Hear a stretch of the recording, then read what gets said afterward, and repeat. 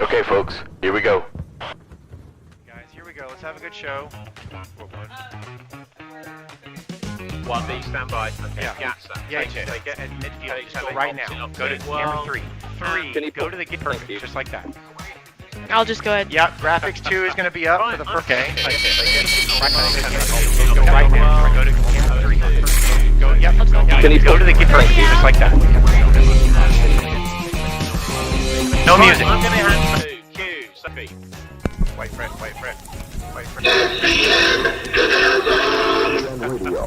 On radio in the Canal Zone. All right, guys, mic check. Yep, go ready. Okay, Ricky, mic. Yep, I am ready. Wait for it. 2.5 Willie, mic check. Yep, let's go. One B, stand by. 10, 9, 8, 7, 6, 5, 4, 3, 2, 1, and we're live. Okay, and go for it, guys.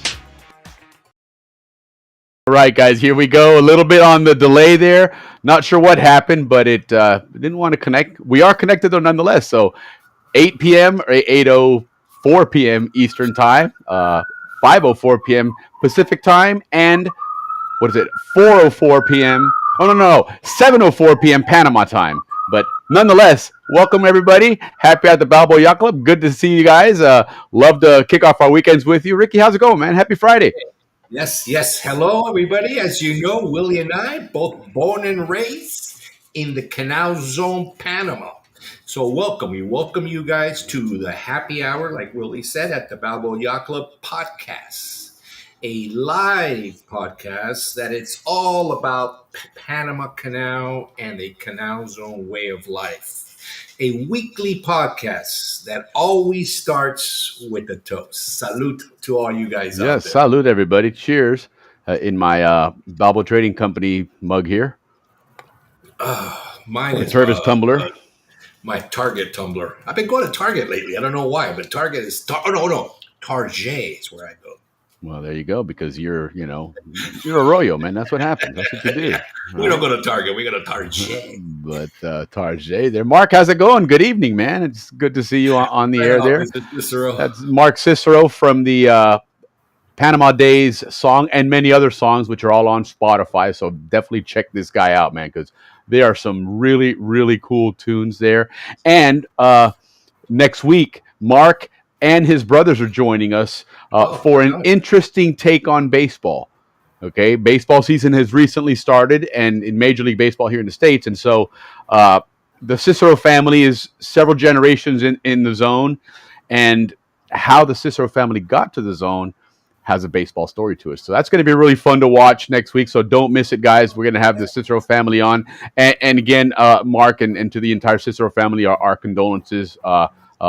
Dad Joe made it to heaven last week, so but it'll be fun to celebrate that family and that family history. So good to see you on, Mark and everybody else. But don't forget, guys, to like and subscribe to the channel. Make sure you do that. We want to get that YouTube algorithm seeing us there and whatnot. And also, hey, feel free to buy us a beer if you want. There's that QR code there. Give that thing a scan if you're feeling in the mood, and buy us a beer. Andrew Wapping, good to see you. Andrew, that's Captain Andrew Eftimitis, guys. He's actually north of us right now. Normally he's south of us, but yes, he is in fact in the Big Apple. I got a call yesterday and I didn't recognize the number, and he called. Third time he rang, I was like, all right, it's somebody that knows me or somebody that's got to get a hold of me. And I ring and he's like, hey, Wapping, and I was like, hey, what's going on, Andrew? So yeah, he's up in New York City enjoying his Easter weekend there. So right on, Yeah, right on. Andrew, too. I'm sorry I missed those calls, but you know how it is nowadays. No one picks up numbers that doesn't have a name on it. Right, yeah. 54. I'm like, what do I know 951? It's got to be a scam. Indeed. So, but nonetheless, yeah, good to see you on there, and good to see everybody else on. It's been quite the week, quite a roller coaster week. Last week and for the last few weeks, we've seen Ricky that has this new toy now that he uses here on the show, and all of a sudden all these crazy sound effects and things go on there, and it's one of the things is he upgraded his computer. So because prior to that, his computer was, I think he took it up with him from Panama from the 80s, if I'm not mistaken. But it was old enough that, let me tell you what, man, if he even touched the key on it, everything froze up, so Ricky was not allowed to do anything but turn his computer on, get on camera, and talk. So I had to click around and do everything, and now he got to learn to do it. And I was like, you know what, great timing, Ricky, because next week I have to travel to Indianapolis, and I'm traveling back on Friday. And in case we get a delay or something, a flight delay, and I'm in the middle of the air, I don't have my full setup, you're going to have to run the show. And he's like, okay. So, no worries. But I didn't end up going to Indianapolis. Obviously, I'm here with you guys and whatnot. But the reason I didn't go to Indianapolis is because the entire house on Monday came down with norovirus, which Noro virus, whatever it is, but very, very contagious, and it is basically you're puking and shitting all over the place nonstop, So it's been a mess, nonetheless. So we glad to be back up and running and doing well, feeling better. But been a hectic week, but we did get a lot done here. We've got a really, really great show tonight. We've got two people in the bullpen right now that are on standby. Steve Tochterman and Jesus Romero. They wrote a book called Final Flight: Queen of the Air, which is an awesome mystery. There you go. Ricky's got it right there in front of you guys, and I'll pull it up here in just a moment because we've got quite a presentation on that. But really, really exciting book. True crime story, and actual recent story too. This is not something like a lot of us. We still tend to associate a lot of that drug crime and stuff involving South American stuff with, Escobar in the 80s and stuff. And this is actually within the last 4 or 5 years. 2017 is when this case started. So it's 2017 to like last year when they went through. Correct. So this is as recent, yes. Yeah, very much so. And very intriguing because of, an incredible loophole that was in the FAA rules that allowed this just, and I'm not going to, spill the beans on it, but really, really cool story. And of course, I can see a movie, and I know this is probably not what they want to hear, but I can easily see a movie out of that book. Yeah, without a doubt, man. There's a lot of good stuff that you guys are going to hear about a little bit later here. Yeah, and I saw, Jesus sent me a link to a video that I watched that was, I guess, the story that kind of broke this initially, which was by a local news team, a local network, and just coincidentally, I would assume that it was WFAA, which was kind of interesting that they had the same call sign as the FAA, and this, the FAA played front and center in a lot of this situation, but nonetheless, it was really, really cool to see how all this evolved and became, this incredible case that really exposed something that, I think we got kind of darn lucky that it couldn't have been a lot uglier and worse. But again, guys, that's their story to tell, so I'm not gonna step on their toes here. That's what's coming up on here shortly. But we've got a couple other things to cover here first, as we do like every Friday night. So, Ricky, I guess we're ready to just move on to our bochinche, which is our kind of our new format for our show. But let's say hello to a couple of our folks first. Yeah, say hi. Social bochinche, no more political bochinche. We got yes, indeed. A separate show. Oh, you're calling the game. That's cool, Cassie. You're calling the game. Right on. Listen, let me tell you what. The Sprague family has that art background, which is an amazing Zonian background. But I'll tell you what, Cassie is leaving quite the legacy for herself and her family at the University of Arkansas. Because if there's ever, a lot of us consider ourselves sports fans, right? And we follow our teams and we're bought into our teams. But honest to God, nobody takes the cake like these guys do. If you follow Cassie on Facebook, they are at every sport. It's 13 degrees out, and they're bundled up, sitting out there in the stands watching the games. Man, they really are true Arkansas Razorback fans, and so right on to you guys, and good for you. I hope that you got some video clip of that. That'll be cool to watch. So right on. And I heard that you posted that your dad's doing better, so that's really, really great news. Love to say hello to him whenever we get a chance. So definitely keep us posted on that for sure. Yeah, go Aggies! Right on, Texas A&M. But no, this time I think we gotta lean with the Hogs we for like this Aggies. one. We got a lot of Aggie fans. Yeah, there's a lot of Aggies fans. That's true. Yeah. President Martin Torrijos went to that school. So Yeah. a lot of Zonians, a lot of Panamanians go to that school. Absolutely. Juan Thompson Wappin, good to see you, man. So Yes. awesome.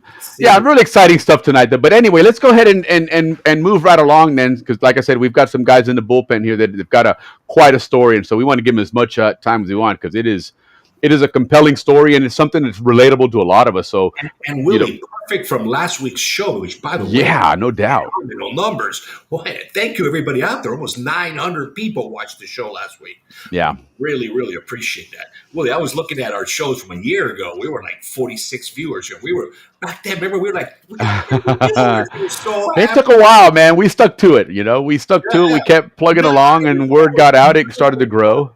Almost 900 people watched that. So this show connects with that last week's show really, really nicely. It is. It's a very natural segue to it for sure. Yeah, no kidding. No kidding. For a good show tonight, man. So let's get going. Let's kick off our bochinche with our favorite tune, which you haven't heard in just a bit here. So enjoy, guys.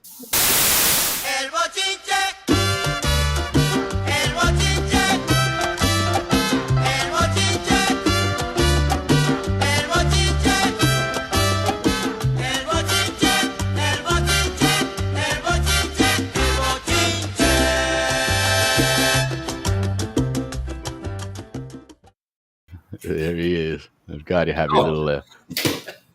And now is that considered salsa? Is that considered merengue? What is that considered? Now, that's something we gotta. You know what? I think that's going to be a Made in Panama segment. I'm going to study that up and learn the difference between what is salsa and what is merengue. Because I bet most Zonians would tell you that's either one or the other, right? Latin jazz. Those are like the three. I think it has something to do with the beat.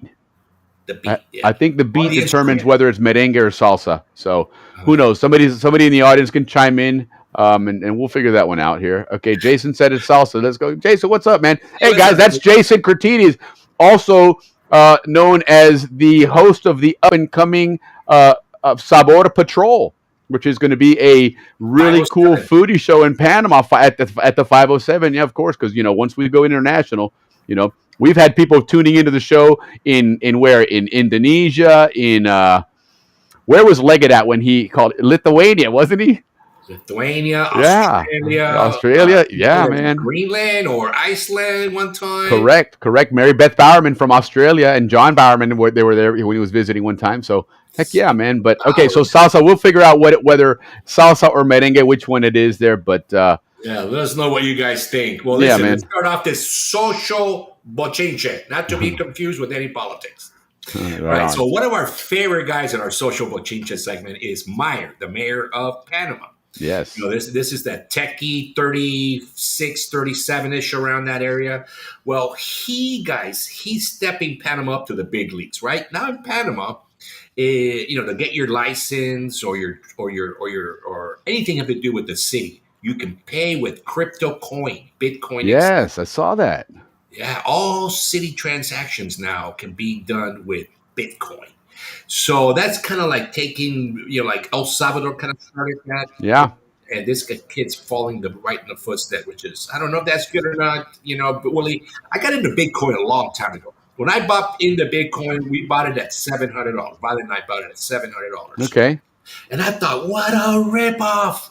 Why are we spending that kind of money? Whatever. And within like a year, we sold it for like $8,000, almost $9,000. Yeah. 1 year, yeah. But of course, now we kick ourselves in our butt. But even then, well, I remember back in the day when it started, there's that story of the person that bought their Domino's pizza with Bitcoin, and and paid I think they paid like 9 or 10 Bitcoin for it. For the pizza. No, I know. It wouldn't have been amazing if you're like, screw it, I'm going to pay for that cash out of my pocket and keep the Bitcoin myself. A lot of people. Something like that, with an amount like that, if you don't believe in it, you know what you do? You buy it and put it away, and just make sure you don't lose it because you don't care, you don't believe it. But what the hell? I mean, for example, I have a lot of Iraqi dinar. I bought that shit years ago, man, hoping it'll happen. It was a very small investment, low risk, high reward. If one day it pays off, fantastic. If it doesn't, I've thrown money away on other things that are stupider than that. So I can live with that, you know. But yeah. I always find that interesting with when it comes to a government like that and paying for something like that. What happens if that suddenly takes a dip, like overnight? Something happens, a rumor that hey, they cracked the code to Bitcoin. All of a sudden, everybody's like, oh, it's not safe anymore. Dump it, and the price starts to go down. Now all of a sudden, the country's stuck with their Monday morning payment. They might be short $1 million. I don't know how that works. But let's move on. So what else is happening with our mayor? Because we don't want to do no Bitcoin talk here, man. Look at this guy. He's learned. Like me, I don't have any idea what you're talking about. But listen, the mayor Meyer is trying to get Amazon admin people to move to Panama. For Amazon to have their headquarters. Yes, I saw that. Yeah, and then in conjunction with the government's trying to bring in the distribution side of Amazon to Panama. Sure. They have the low tariff. That's a huge opportunity, man. Yeah, 10% is the new zero. So Panama's there. So that's one of the things that's going on right now. Now, the other thing that he does, this guy is nice, but at the same time, he's very strict. Two things I've noticed that he's done recently. Triple the fines if you're throwing trash away in Panama. Okay, right on. Triple. Yeah. It's like $5,000 now if you get caught throwing trash away. It's really it's not for nothing, but we've always talked about, but we've always heard, even from way back in the day, that Singapore, oh my God, you go to Singapore and you get caught for, even something slight, you get caned and all that crap. Yeah. But it's supposed to be a very, very clean, beautiful city. And I mean, when you make laws tough and you make people accountable, you end up with good results. Yeah, anybody in the construction industry would tell you, if you have a clean site, it's a day and night. Right, sites that are 100%. Dirty.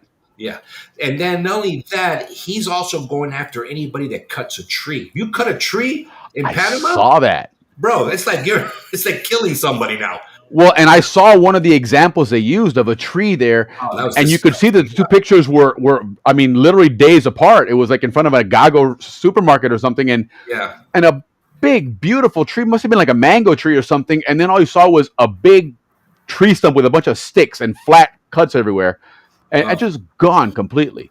Yeah, and he let everybody know, do that again, man. We're coming after you. Wow, good for him. So right on to Meyer, man. We're all behind you, Meyer.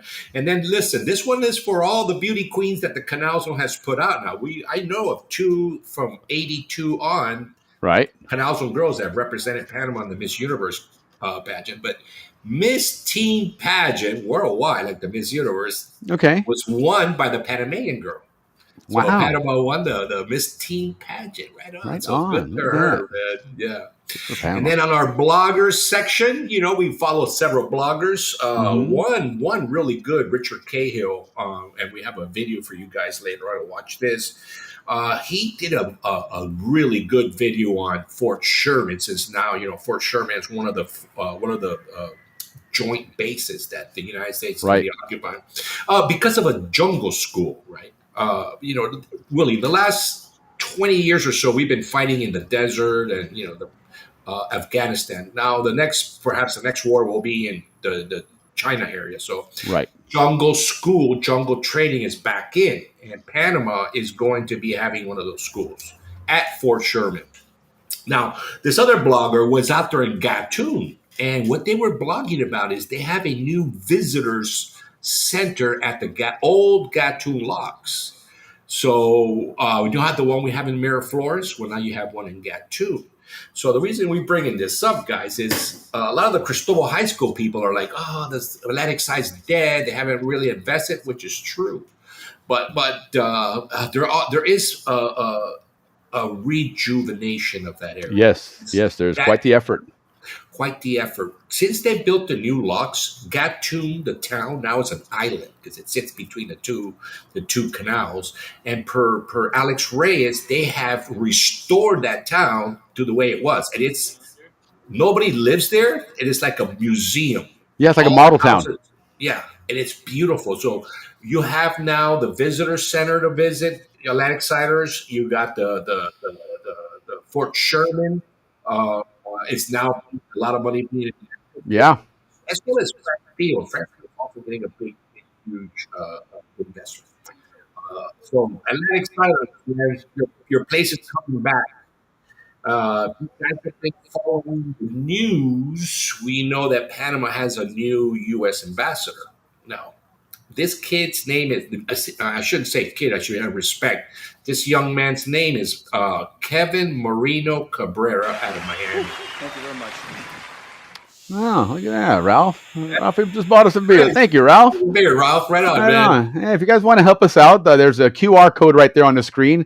Scan that and send us a beer. Hey, Gracias, Ralph. Appreciate it. Salud. A little toast to Ralph Furlong there. Buying us a beer. Toast to Ralph for buying us a beer, man. Cool, Ralph. Mm-hmm. That's really cool.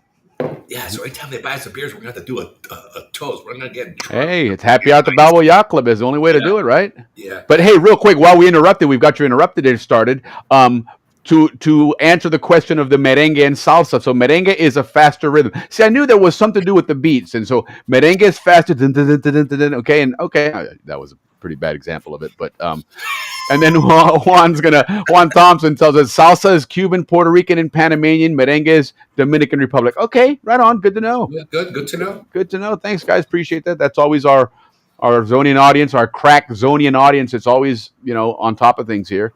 Unless that's a lame Chat GPT response, but we'll see. We hear that those come out there on occasion too, but nonetheless. Jim, good to see you. Good to see you on the show again. Happy Friday, man. Yep. Right on. So anyway, moving right along. Anyway, back on. So our ambassador, we have a new U.S. ambassador, and he's at the same age as Meyer. So that's why I'm bringing it up. So I bet you there had to be because if you look at Panamanian politics in the future, you see Meyer and Miss Rachi there. Yeah, without a doubt. Yeah, he's becoming recognized as one of those young, up and coming, different breeds of politician. And he doesn't like the term politician. Yeah, he doesn't even use that term. No. So, with the new ambassador at his same age, so I think that's a good move. I think it's going to work out. I've heard some feedback that, it's, he's too young, the canal's too important, et cetera, et cetera, et cetera. But I look at it more as an investment into the future. Yeah, without a doubt. Panamanian politicians. Without a doubt. And I mean, even the things like, look what he's done with the streets down there and clearing things up. Oh, thank you, Dwight. Look at that. Appreciate it. Right on. How about that? Man, appreciate that. Yeah, man. But no, he's done so much great things for that city, beautifying the city, got those vendors off the street so you could actually make them usable. Look what he did with that Christmas parade, right? Just a fantastic parade for them. And, the carnivals. And absolutely, yeah. So, I mean, the guy's taking pride in the city, right? And he's making Panama a beautiful city because everybody, when you hear people that they go back to Panama now and they talk about the city, what do they talk about? Casco Viejo. They don't talk about the rest of the city because right, and that's what I think he's recognized and said, why can't we make the rest of the city look like this? And he's doing a good job. And the best thing, in my opinion, he got rid of those guys, those bien cuidados, you had to pay them. Yes. Or otherwise they would key him. Oh my God! Yeah, they would. It was bad enough that they'd get attitude, but now they would threaten you and stuff, and hurt your car, ruin your car. Yeah. So right on, Myers, we love you. Thank you very much for what you're doing, man. From the Canal Zone community, thank you, man. You're doing a great job. Willie, also in Panama, Panama is people don't understand how Panama is the sweetheart of the United States. I mean, they are. There's no way there's like a negative connotation or anything that related with negative when it comes U.S.-Panama relations. And people like to say it's the other way around. But nonetheless, recently a congressman, Jason Smith out of Missouri, and his team were just in Panama. Okay. And what are they doing there? Well, Panama's kind of like lining up with, like Trump said, those that negotiate with us. Hey, right on. Those that negotiate with us. Salute. Right on. Salute, guys. Those that negotiate with us early and don't confront us get the best deals. Well, Panama, number one in that list is Panama, right? They no confrontation. Problem. The two top guys that know about the Panama Canal treaties, right? Ahumada and Royal that are left. They said there's no, treaty violation. There's no sovereignty violation. Right. So anybody that says opposite, you're wasting time, right? Unless you're smarter than the two guys that wrote the treaties. I mean, Yeah, well, what are they going to know? All they did was write the treaty and negotiate it. So what do they know? So, guys, in conclusion, I knew I was not supposed to talk politics. I know. I'm like, wow, that promise lasted all of 4 minutes. It is a great conclusion because I mean it's concluded now. Panama, they're done with all the Trump things, with all the we're taking it back, we're raiding, All right, we'll put a wager on that. If Ricky can keep his word on that, we're gonna put a wager and see if he can really stick to that. We'll see. But the congressman did a good job. He's done her, guys, negotiating and collaborating with Panama on commerce, which a couple of weeks ago we informed you that it was up 22% last month from the year before. This month, up 28%. So we're shipping. Panama's starting to ship a lot of stuff out. Sure. And finance, now that Panama's not tied to that Brick Road initiative. And the reason why I say that is because there's a reason why Panama has such a bad credit rating. People helped them to get that. And that's so that Panama, this is not political. So that's so that Panama, hey, right on, Lori. That is so that Panama would have bad credit rating. They don't get U.S. loans. But they get Chinese. They have to go elsewhere to get loans. Absolutely. Right, Chinese loans. So trying to help Panama to reduce that credit rating for absolutely and gave them bad loans that the rest of the world said, hey, you're running a risk here. We're going to lower your credit rating. You're a risky borrower. So then the Chinese came in. Well, now they're fixing that. So you can see, a lot of those gray or black lists that they put Panama in going to start being eliminated. So he's under for commerce, finance, energy projects that are coming and part of that credit rating was based on their preparedness to defend the canal. Yes, and so they took the raiders out. Yeah, the radars out, and without a doubt, suddenly right after that, their credit rating was dropped. I mean, it was really, a direct correlation. Reason to remove that, and it happened right when they. There was a reason to remove it. It worked. It worked until, So energy, Willie, man, we try so hard, man. Next week we'll start our new show. Yeah. Okay. The United States is looking to invest in energy. Yeah, coming up in May is going to be our new format, apparently. Yeah, and then agriculture. And why agriculture? We already know that what we ship. We talk about it: coffee, plantains, etc., shrimp. But now Panama is just ready to get certified to export beef. Oh wow! So all the people all those ranchers in Panama are going to be making the big bucks because that's a huge market for. I didn't even realize that Panama also exports eggs. I never realized that Panama produced enough eggs to export. Yeah, we export eggs, and that's what the other congressman that came in a couple of months ago or last week. Right. Well, that's where I remember it from. Right, 5 beers. How about we're that? Gonna be drunk tonight, Willie, man. Yeah, no doubt, man. Boy, we're gonna have to run this show long tonight. Hey guys, we appreciate that. Let me tell you, we truly appreciate it, and we're gonna grow this show. This show, by the way, guys, we are completely organized. We have all our different segments. We're That's good. a bold statement there that we're completely organized, but I'll take it, I guess. No, we are. And then we're going to start another show so that we really can talk politics with you guys, and that's going to be on Saturday nights. So but it's more geopolitics, so guys. It's not politics. It's not right versus left. It's not any of that stuff. No, it's not. It's really more about what's going on in and around Panama, the Western Hemisphere, which Panama plays a big central role in that, obviously, and the U.S. relationship, particularly with Panama and China, as we've learned that you look at some maps of what's going on in South America with China and the Caribbean. My God, they have infiltrated that entire continent. So there's a lot to cover and a lot that's changing and moving right now. And if you're watching the news with all these tariffs, they really have. China's at a crossroads. There's a lot of things that are going to happen, in the near future here. But that's not what we do here on the Canal Zone on Happy at the Balboa Yacht Club. So back to the Canal Zone show. Right. We're going to move into the sports part of our boat. Yeah, right on. This is coming out of JC Sport 360. If you guys don't know, we always mention him here. We love him. But he is on Instagram, on JC Sports 360. Great information because he really talks about Panamanians and Zonians in the major leagues, whether it's basketball, football, soccer, baseball, flag football, you name it. It's all there.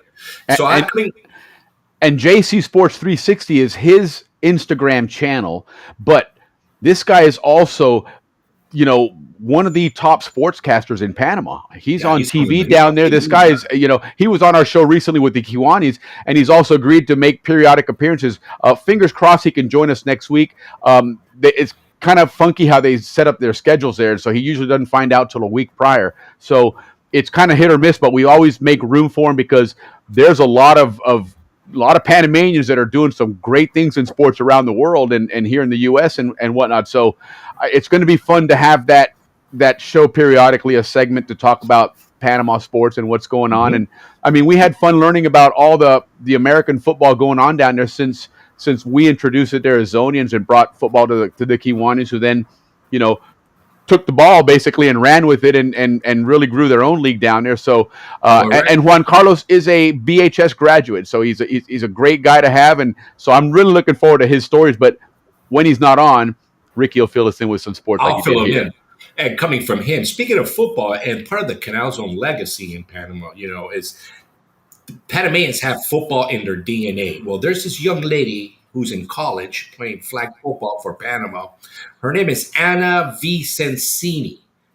Wow. Okay. Right straight from Panama. She's in the Sun Conference in an American universities. Player of the Year, Willie. Second year in a row. Right on. And I'll tell you, Panama flag football, they're ranked 8th in the world. That's amazing. So like I've mentioned before, that's going to be our first opportunity Panama has for a team sport medal in the Olympics, because they are ranked 8th in the world ranking. So there's an opportunity for them to be a medal. Medal. Certainly. If they make it, I don't see them not. Well, even at the very least, just the fact that you're in the top 10, you're going to get coverage, right? And you're going to get the opportunity to get into those medal rounds anyway. So you're going to be showcased and prominent anyway, which would be really cool to see a Panama team in the Olympics to root for. That is Zonian DNA. Yeah, for sure. Yeah. We're down to our subculture. Also coming out of sports news, another Zonian kid, J.D. Gunn. I understand he's from Los Rios or something like that. Okay.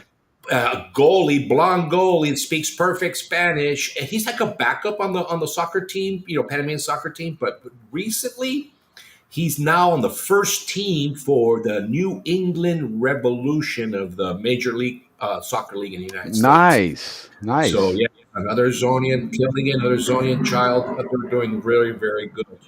Now, this is another one, really. Gianmatteo Rosso. Well, that sounds very Panamanian. Yeah, I know. A lot of French, a lot of French names.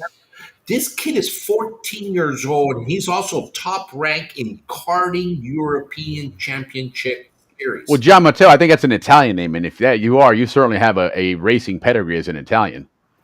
Yeah, but he's Panamanian. And but he's got the name like that name as a first name. There's Italian blood there somewhere. Oh, for sure. Well, Martinelli, is Italian. Yeah, very true. A lot of Italian. And, Panama is a melting pot from always has 1500s. All kinds of people no doubt gone through there. But a 14-year-old really, really doing well in the European Championship Series, and he's aiming to be the first Panamanian in F1. I was asking Willie, do you go from karting to F1? But there are a few. There's other racing divisions. Formula One, they also have Formula 2. In fact, like this weekend, they're in Saudi Arabia, and they've already started a couple of practice rounds. And if you tune into their channel or any of the subscriptions, you'll see the race on Sunday. But on Saturday afternoon, there's a Formula 2 race, and they're pretty good there. But you definitely notice the difference in the speed.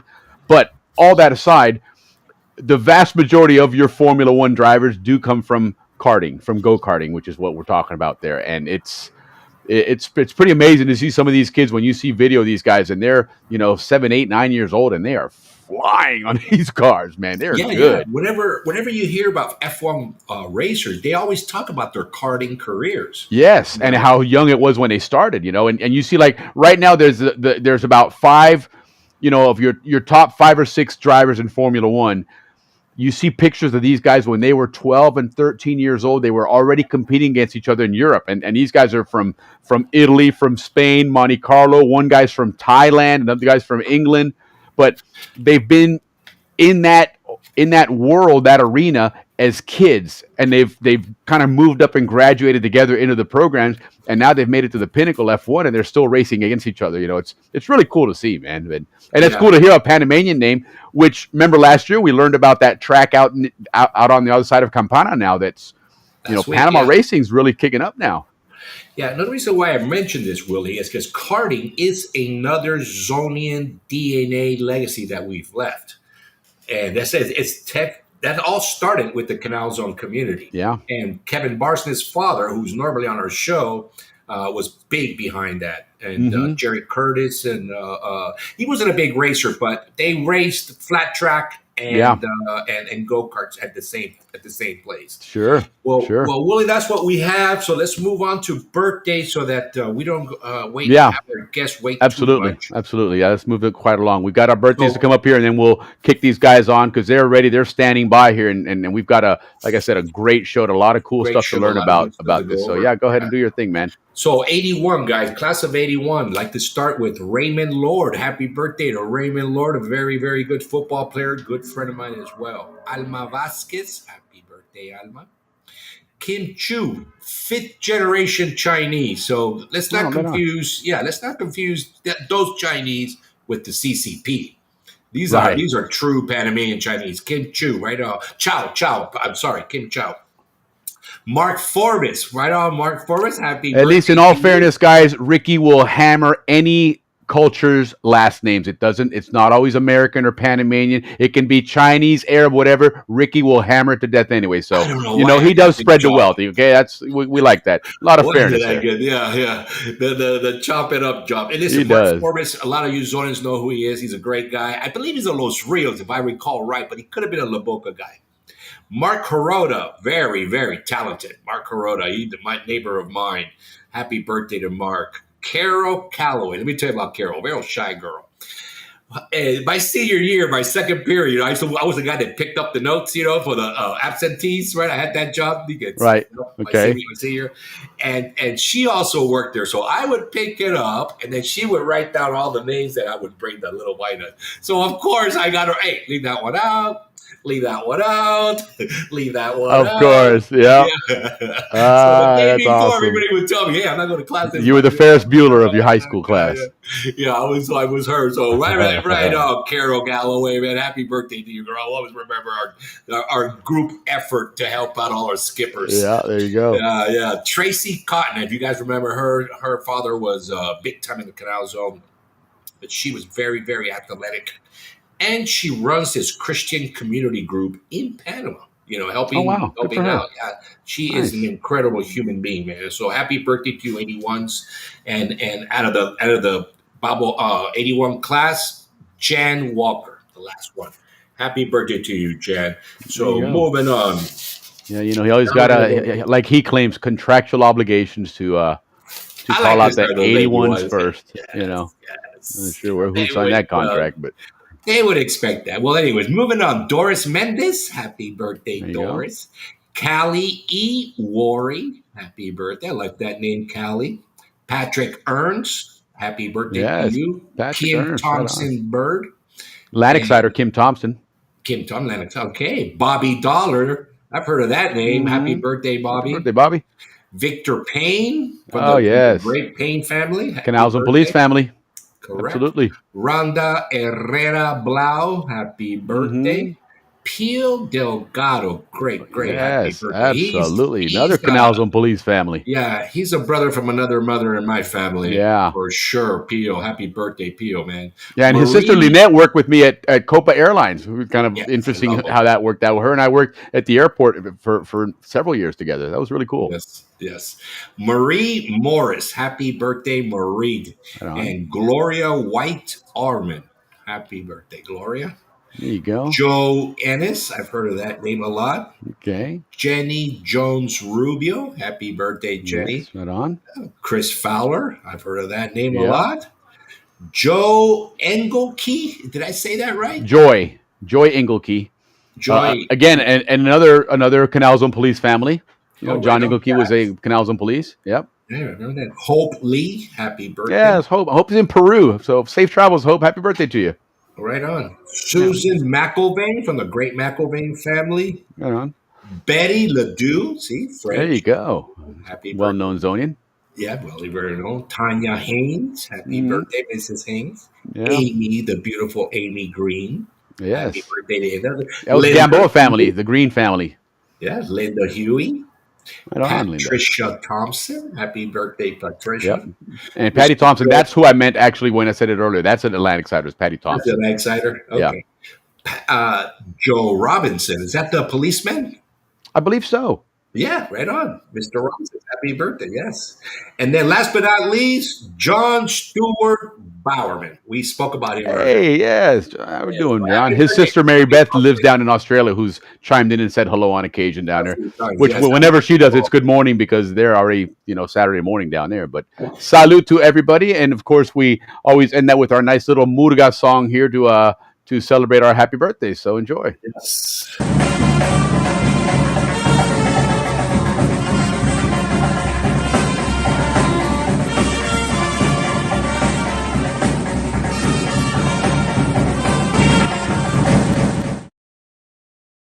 There you go, man. So those are the birthdays here. If we missed anybody's birthday, it's not our intention, of course. We try and get what we can off of social media. But they are doing a good job of. I mean, a lot of people do it.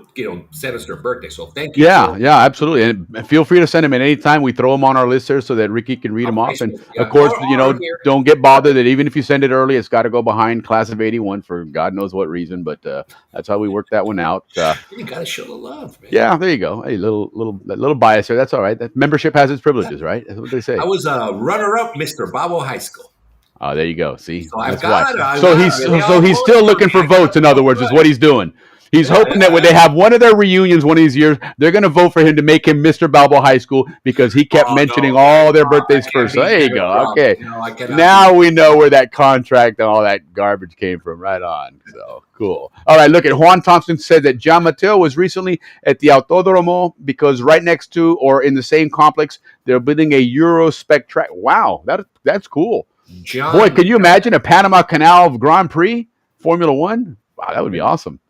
Oh, through Panama streets? That would be beautiful, man. I'm sure even out in the street courses. I mean, the ones, some of those European courses, like for me, the best racetrack, to watch a race either probably on TV because live, it's such a big course and it's in the middle of the forest. It's in Belgium. It's a place called Spa-Francorchamps is what it's called, but they refer to it as Spa.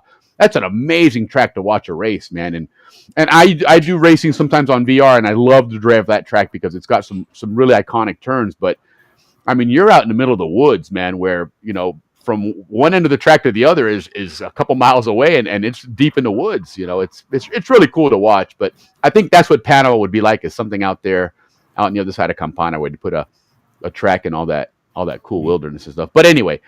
We digress. We're going to bring our guests on here. They're on standby here. Real quick, we're going to put this video on, a real quick promo video. And as soon as we do, we're going to have two amazing guests on, guys. Steve Tochterman, BHS class of 75. Jesus Romero, former U.S. Navy intelligence officer. They've got an amazing story to tell us, guys, about some drug smuggling and some just really cool intrigue. I'll just leave it at that. These guys were on the good guy side. These guys were on the side that would. Yeah. I would listen. Steve's dad was a Canal Zone police, so I'm pretty sure that the thought of working on the other side was non-negotiable there, man. Even though we glorified the other side. Yeah. No, Steve was actually an FAA investigator. So, but anyhow, so they're getting ready to come on here real quick. Just stand by here, guys. Give them about 2 or 3 minutes and we'll have this amazing story. So deep within the jungles of Central America lies the Isthmus of Panama, a narrow strip of land connecting North and South America as well as dividing the Atlantic and the Pacific Oceans. It is here, in Panama, that explorers dared to imagine the impossible, a path to join the world. King Charles of Spain commissioned a research expedition to survey a canal in the isthmus in 1567. He was searching for a way to shorten months of perilous sea travel around Cape Horn in South America. In the middle of the 1800s, Great Britain also surveyed the isthmus for a canal route and a shortcut to Asia. Finally, in 1881, the French diplomat and Suez Canal builder Ferdinand de Lesseps tried to replicate his efforts in Panama. But unlike the flat and soft sand in Egypt, the stifling jungles, rocky terrain and disease in Panama proved to be a much different and more challenging landscape. This challenge proved to be too much and resulted in failure. As the new century began, the United States took up the challenge of cutting through the continental divide. America was fast becoming a global power. Her new industrial might and ingenuity were about to be showcased to the world. Excavating the impossible, the building of the Panama Canal, is the story of dreams brought forth from failure, of innovative leaders and men who toiled and sacrificed to see two oceans united. It's a story of technology, of courage, and of unbreakable human spirit. This 5-part series will be the most comprehensive and detailed account of the building of the Panama Canal. We'll begin with a journey back 4 centuries to the Spanish Empire and their colonial aspirations, followed by British attempts in the 19th century, and finally culminating with the failed French attempt at the end of the 1800s. Part 2, we'll enter a new century and see the emergence of America and Teddy Roosevelt, with a bold and ambitious plan for a canal where others said it couldn't be done. We'll learn about the early plans, the logistics, the companies and people involved. In Part 3, we'll learn about early hurdles, poor decisions and setbacks that almost doomed the American endeavor. And we'll see how America changed direction and overcame the early stumbling blocks and turned failure into progress.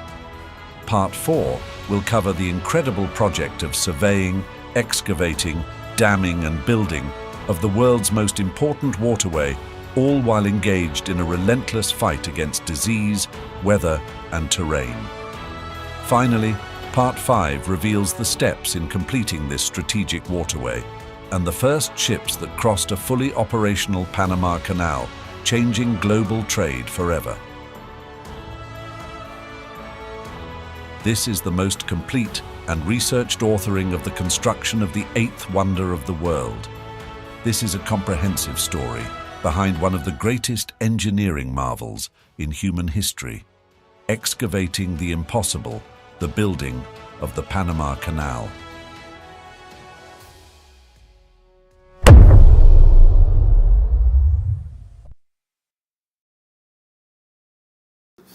All right, guys. So here we are. We are back. Yeah, that's an exciting documentary that we're still work in progress on.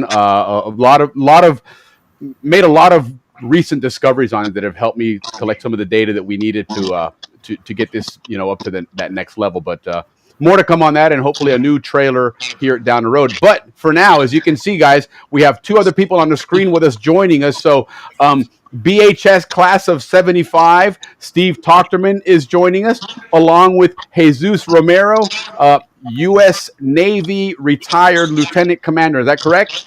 That's correct. Right on. So these guys are joining us to talk about an amazing story, and I'm just going to let them tell it to us. But guys, welcome. Steve, let's start with you. Welcome to Happy Hour at the Balboa Yacht Club, fellow Zonian. Hey, thank you, Ricky and Will. Appreciate the opportunity to come on. I love your guys' show.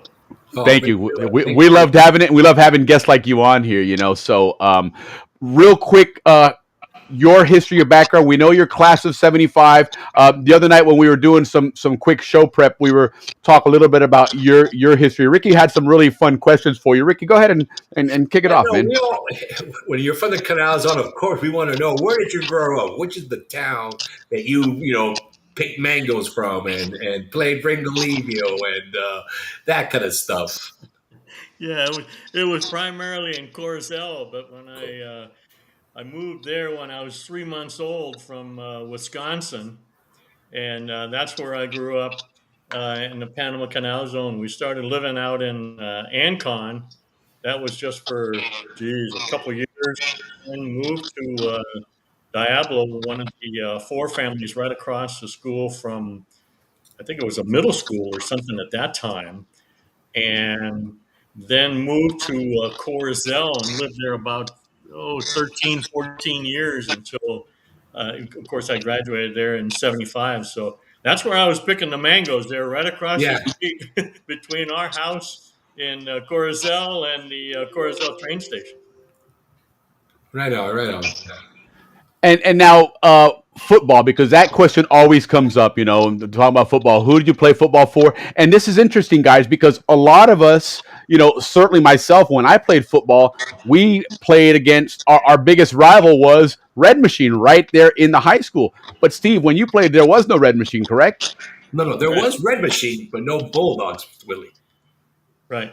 So, well, I played. No, it was Bulldogs. Man, I played. Oh, you're right. You're right. You are right. You are right. Red Machine came in later. Yeah. Right. So I started playing for the Balboa Rams. Oh, good. Geez, so that would have been 68, 69 or time frame. And So you were one of the first teams of the Rams. Yeah, played for Jerry Dare. Right on. The coach, our quarterback at that time was Scott Basso. Yeah. Really nice guy. I played with Ray Maston. I mean, Yes. all the players. Then after the Rams, of course, I played but Corundu JV, then Balboa High School Bulldogs. And right on. that would have been 73, 74, for our graduation time frame. We had some really good ball players on the team there at BHS. Coach Gibson was the coach. Right. Really stern guy. I mean, he was tough on all of us. He passed away though in 74 or 75, I think, before I graduated in that June timeframe of Right. 75. But one of the most interesting memories I've got about playing football, especially high school football, is it was so doggone hot down there. We were eating salt tablets, by the dozen almost. And now Right. it's as if you have, a shake of salt on your steak, somebody's going to come after you and tell you you're going to. Yeah, right. I mean, they were handing out salt tablets every practice. Yeah, a whole different world then. Absolutely. We were joking about it one time, talking about, like the weight limits and stuff, because my brother was like that. I was skinny as a beanpole. I never had any weight issues, but my brother, man, let me tell you what, that guy, I think he only played lightweights 1 year because he couldn't make the weight even his second or third year, and so he had to move up. But they'd run those guys to death, and then you weigh in, you make the weight, but then you got no energy to play the damn game now because you ran miles and miles just to lose another quarter pound. But yeah, that's Panama for you, and come fall season, we'll definitely have you back on to talk football, because I didn't realize that you were one of those original Balboa Rams players. We had a Rams reunion at the Canal Zone reunion last summer, and we had a couple of folks join us, Ray Maston and Scott Basso and Larry Cicero. So we'd love to have you join us and go to that one. But it's not football season now, so we're going to come back to what we are here for and talk to our other guest, Jesus Romero.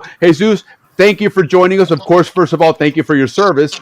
But give us your story, because you're not a BHS graduate, but what's your story and your connection to Panama first, and then we'll segue over to the book. Well, absolutely. So I was stationed by the Defense Intelligence Agency in Panama from 97 to 99. I was the last naval officer to leave Panama in 99. Wow. I didn't know. I was a young guy. I didn't really pay attention to the surrounding things that happened around. But my dad was in the Venezuelan Air Force. Okay. And he was stationed in Panama in the late 50s. And he became very good friends, and he became the best friend of Omar Torrijos.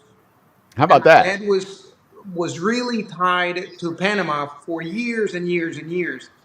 And when I rented my house to live in Veracruz, Thad Chamberlain, who bought the house for Diaz Herrera, so it was Noriega's number 2. Yeah. I rented that house. And it turns out that Thad Chamberlain, 2 years after I had rented the house, an electrical fuse had blown and he came in to fix it. And we were doing small talk. And he said, he was asking me about me and what I was doing in Panama. And I told him I was in the military. We started talking about what your dad did and blah blah blah, and it turns out that Thad Chamberlain had been the general manager of Banco Nacional de Descuento in Panama, Okay. who was the company that purchased my dad's Gulfstream 2. So Wow. the jet that my dad flew for a businessman was purchased by Thad Chamberlain by Banco Nacional de Descuento in Panama. Okay. And so my relationship with Panama, I have lots of friends from childhood that went to Balboa High School in the 70s. And so Okay. I didn't know any of this stuff. I mean, I really didn't pay attention until I Sure. was stationed in Panama. And so my dad's relationships and friends allowed me to kind of integrate very quickly in Panama. And then, of course, the Zonians, like the Fahey family, the Yeah. Oh yeah. Remingtons, Liz, and there's an array of other Panamanians. And what's funny is we didn't know that we had this in common, Steve and I, until later, until 2023, that we attended a trial for Deborah Lynn Mercer in Aircraft Guarantee. So that's when it dawned on us that Wow. That's we when had that this connection relationship started. and we didn't even know it. That's incredible. I thought for sure that had gone, further than that. I mean, that's very recent. That's amazing. Now That remember, it's 6 degrees, yeah. and That's that really does come up in this relationship. no kidding. Yeah, you're not kidding about that. That's very true. For you guys that aren't familiar with what he's talking about, 6 degrees of separation. That they say that everybody in the world is connected by six within what is it, 6 people, some way, shape, or That's form. right. It's amazing to see how that works, but somehow it does every time. So, And so my daughter graduated from Balboa High School. My son went to Kurundu, oh Oh, wow, right on. Howard. Yeah, yeah, yeah. So, we had a great time in Panama. We loved it. Absolutely had a great time. Probably the best time of our lives, and probably my best assignment ever. And okay. this is important because it'll come completely around for the stuff that we did on this book. Right on, right on. So you definitely would, as we've talked about previously on the show, there was a time when the Zonians was a very exclusive club, and we didn't let anybody in, and we were very protective of that brand. But as we start moving along and start realizing there's less Zonians, we figure, well, let's open the doors to a few more people. But the truth of the matter is, as we really start to recognize what the Zonian culture was, it really was the people there and the situation. And so whether you were from Venezuela or Panama or the United States or somewhere else, there's a lot of Zonians that, we consider Zonians, and their families weren't that cookie cutter, American / Panamanian family that was a Zonian. And so I think you would definitely would qualify in that Yeah. aspect as a But Zonian I as well. think that the unique aspect of this thing, and it's purely coincidental, I was the commander of Ocean Rep Rodman, Panama. And it turns out that almost all of the Navy Zonian reservists that were in the Navy, they all drilled in my unit because as DOD shrank, there wasn't really no place where to drill, and so a Okay. lot of the guys that were pilots and tug captains and PCC people like Billy Price, Eric Castleton, Yeah. Andrew Eftimiades, they all worked for me at some point or That's another. amazing. And it was great. It was a great brotherhood, and I absolutely loved it. Yeah, no, and Andrew's the one that connected Jesus to me. Obviously, Steve, I know from Zonian, and Steve's dad and my dad were Canal Zone police officers, so we have that commonality there as well. But again, to that point, everybody knows everybody, and we always comment about how there's somehow a Zonian somewhere in the world, something pops up in a Zonian, but this is kind of the formula behind it, is that 6 degrees of separation. So, but that's for another show. That's not our Zonian show here. Let's start to segue over to the book here. But before we do, Steve, your background as far as the FAA, how did you get involved in that, and where that took you, and then to obviously end up in a courtroom and meet Jesus and go, hey, let's write a book. We're for the zone. Right. Yeah. So I was working for the Florida Department of Law Enforcement in Tallahassee, and this would have been in the early '80s, when there was a lot of aircraft smuggling drugs coming into Florida, and that's when we're talking, the Cali cartel, the Medellin cartel, Barry Seal, and that gang. So there was a lot of aircraft coming in. So I was an intelligence analyst with Florida Department of Law Enforcement, and I worked a lot of aircraft cases, of course, with the FDLE agents, but with the FAA. Because we turned to the FAA, the Federal Aviation Administration, about what's the deal with these aircraft, how often they operate, where they operate, who the owners are, what are the rules and all that stuff like that. So I worked closely with an FAA agent in Atlanta, and for a few years as an intel analyst. And then right around that same time frame, there was a whole bunch of hijackings in the Middle East of U.S. registered aircraft, unrelated to drug trafficking and stuff like that. So I got hired by the FAA as an air marshal. They did emergency hiring, and it was the strangest thing. Many of us had worked for the government, and they did emergency hiring of 100 federal air marshals, and I was hired in 2 weeks. Wow! By the U.S. government, it was crazy. I never even heard of getting hired that quickly. So I was a federal air marshal for 5 years, based in Tampa. But all the flights we took back there in the 80s, 85 to 90, were international. So we'd be gone 2-3 weeks: Europe, Middle East, Southeast Asia, South America, Caribbean. Again, well, this is when the airlines, the U.S. airlines, were still the more dominant carriers anyway. So they had extensive networks. Even Frankfurt and London were big hubs for American carriers to go all over Europe and the Middle East. So it made sense to have that presence and be gone that long, because you could fly all over the Europe and never set foot back here for months. Yeah, exactly. We would fly, say, from New York and then into Frankfurt. And we would base out of Frankfurt and fly to London, Denmark, Egypt, Athens, Kuwait, all over, Europe, and then come back home. And then the next trip would be, we'd fly from, say, Chicago to Narita, Japan, and then we'd end up in Manila, and we would base out of Manila for, 2 weeks, flying all over Southeast Asia. I mean, it was a lot of fun. It was sure. It was really interesting. It was a great job. I tell you, with the FAA, I've had 8 different jobs with the FAA. I had the best jobs. I had the best jobs with the FAA. That's where I started as an air marshal. At the same time, we were doing security assessments of, foreign airports and some of our domestic airports in U.S. also. And so I ended up doing that for 5 years, and then I got a great opportunity to go to Brussels, Belgium. I was in Belgium for 7 years with FAA, working with foreign governments on civil aviation.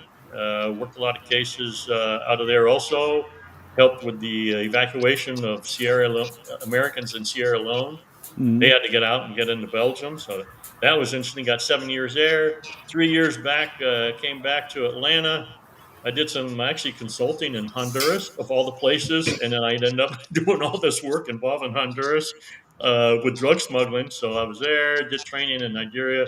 Then we got posted in Singapore, another great opportunity. Wow. I was in Singapore covering Southeast Asia, all the way, Pakistan, India, Malaysia, Indonesia. And then after 9/11, my boss said, hey, by the way, you got Afghanistan. And I'm like, what? Isn't that a war zone? Yeah, you got to go. You got to go to Afghanistan. There's some seniority involved somehow. Don't you Yeah, bid on these I things? was the low guy. Yeah. That was the seniority I had. So ended up there, but then we came back to the States, and then I started another fantastic job with FAA, which is the job that I work on this case with, and many many other aircraft cases in the law enforcement assistance program. Just fantastic opportunities that I had with with FAA, and met literally some of the smartest people all over the world. I don't care if it's aviation or law enforcement or Sure. intel or military. Really, really smart folks. I've had a fantastic career, 36 years, retired in 2021, right when in this case, in the book, that's when she got indicted. So we'll talk about that book kind of whenever you want to segue into that. Yeah, no, well, that you just made a great segue for us, so thank you. And let's go ahead and dive right into it. Jesus, the book, go ahead and tell us about the book and how you decided to write this book, and then, of course, what your role and Steve's role were in with this case and bringing these indictments. But again, guys, this is a true story of what happened here. And as you're going to see in this presentation, which, by the way, Steve, I couldn't get the videos to work on it, but you do have control of the slides on it. So you should be able to move those slides. Um, and if you don't, let me know if you can't, then I'll move them for you. But yeah, Jesus, how did this whole thing get started, and what was your role with this case originally? Yeah, so I was the designated head of agency for the Joint Interagency Task Force South, that it's located in Key West. And so my job was the agency representative assigned to the U.S. Embassy in Guatemala City. Now, I had been stationed doing the same thing in Peru and Ecuador, and I had managed the entire program for Latin America. So we're talking about most Latin American countries that border some body of water. I had managed that program. And so the U.S. government is involved in trying to detect and monitor anything that it's related to cocaine trafficking towards the U.S. And we're talking about Okay. drugs, but mainly the gross of it is it's cocaine. Okay. And so while I was stationed in Guatemala, we had been working together with DEA, and basically our number one problem is that Guatemala was the preferred cocaine destination in Latin America that was in transit towards the U.S. So Interesting. when I arrived to Guatemala, I mean, we were inundated with go fasts. Why do you think that is that it was Guatemala? Because Well, everybody assumes it's Mexico, and cyclical, so it depends. This is all driven by politics, and so we're okay. not going to talk about much about politics, but the backdrop about much of cocaine trafficking has to do with politics. Okay. Also has to do with the law enforcement efforts that are behind it. And so people say it's the balloon effect. Really, it's not a balloon effect. It's really how we manage the problem. And so if we are seeing that drugs are coming towards the U.S. through Honduras, Okay. probably most of our effort is going to be concentrated in or around trying to interdict that drug flow that is coming through or around Honduras. Right. So Okay. that's where you get a lot of his discussions about the balloon effect and all of that stuff, but Gotcha. it's not Okay. really that.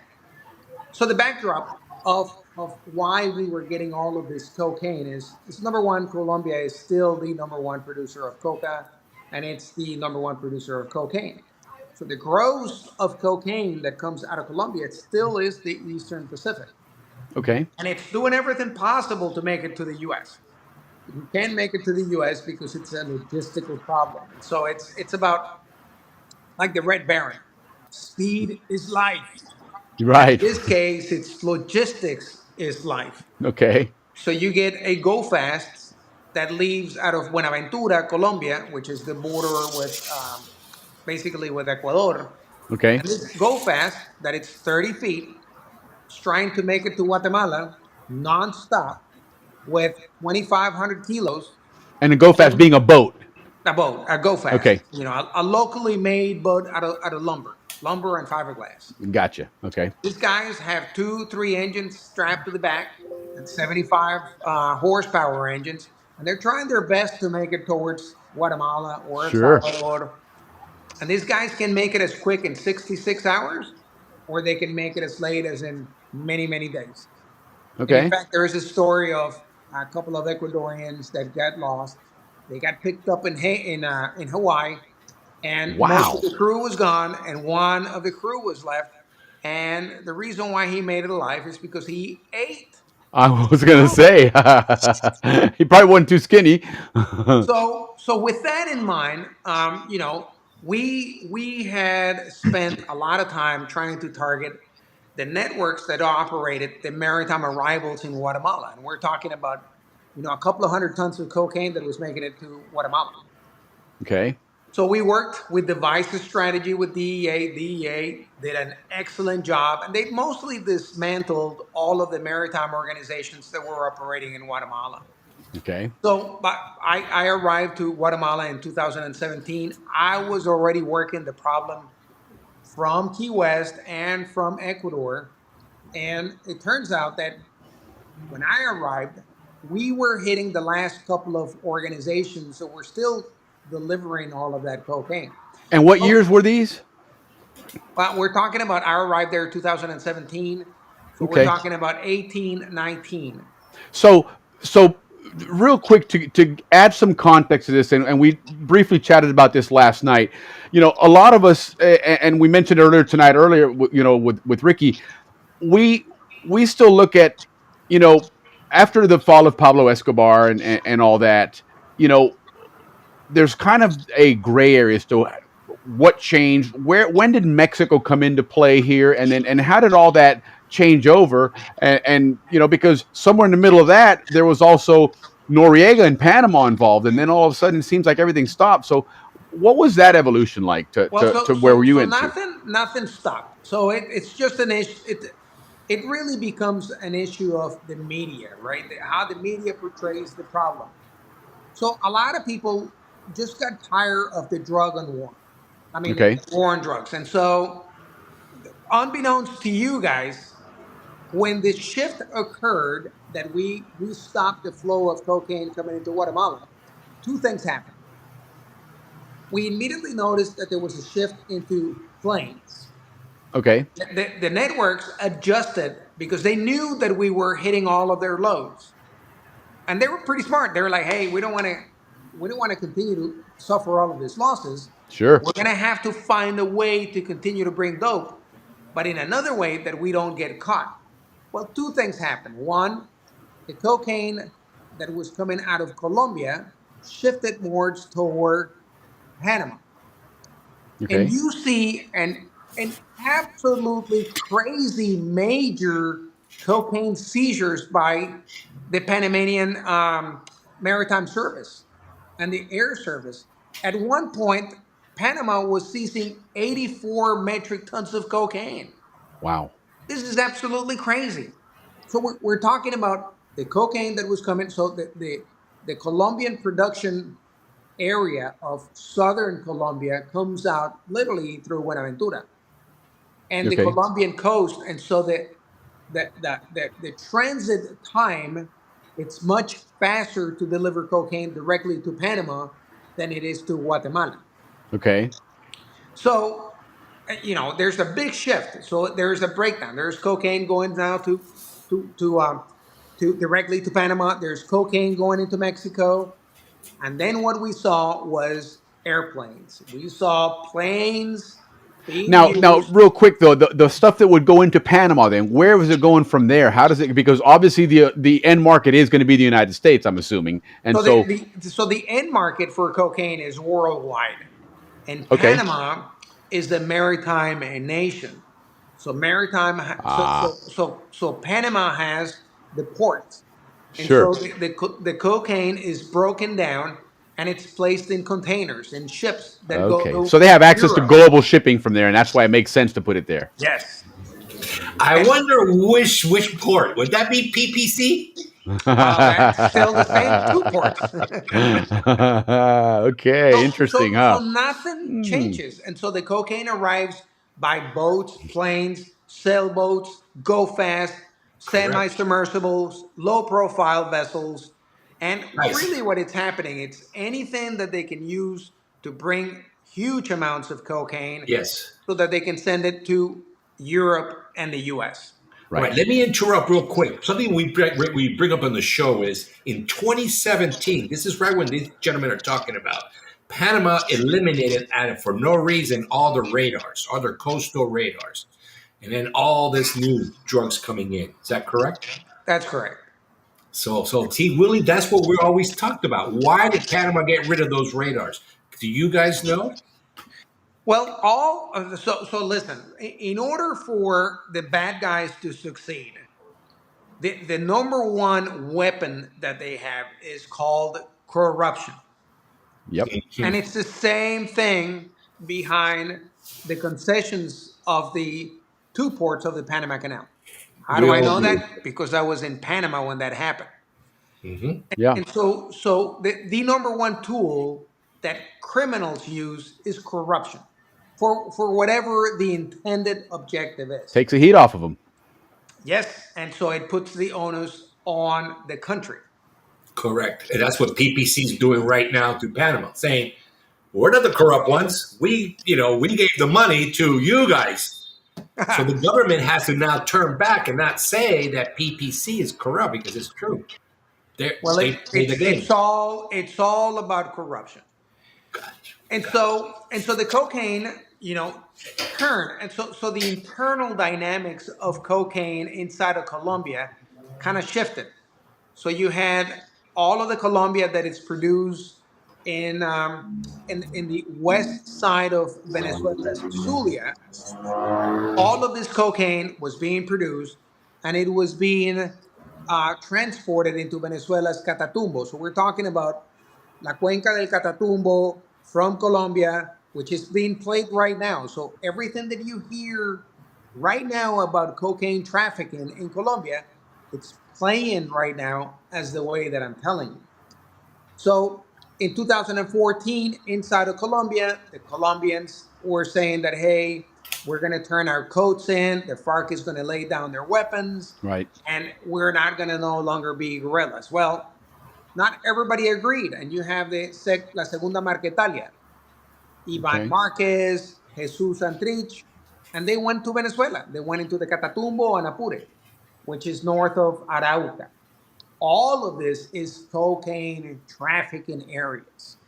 So is that because it's more isolated and harder to reach and easier to hide out and stay in? Is that? Well, that's a minimal part. The real reasons are politics again. And so Venezuela is one of the most corrupt countries in the world. It's the home of the Cartel de los Soles.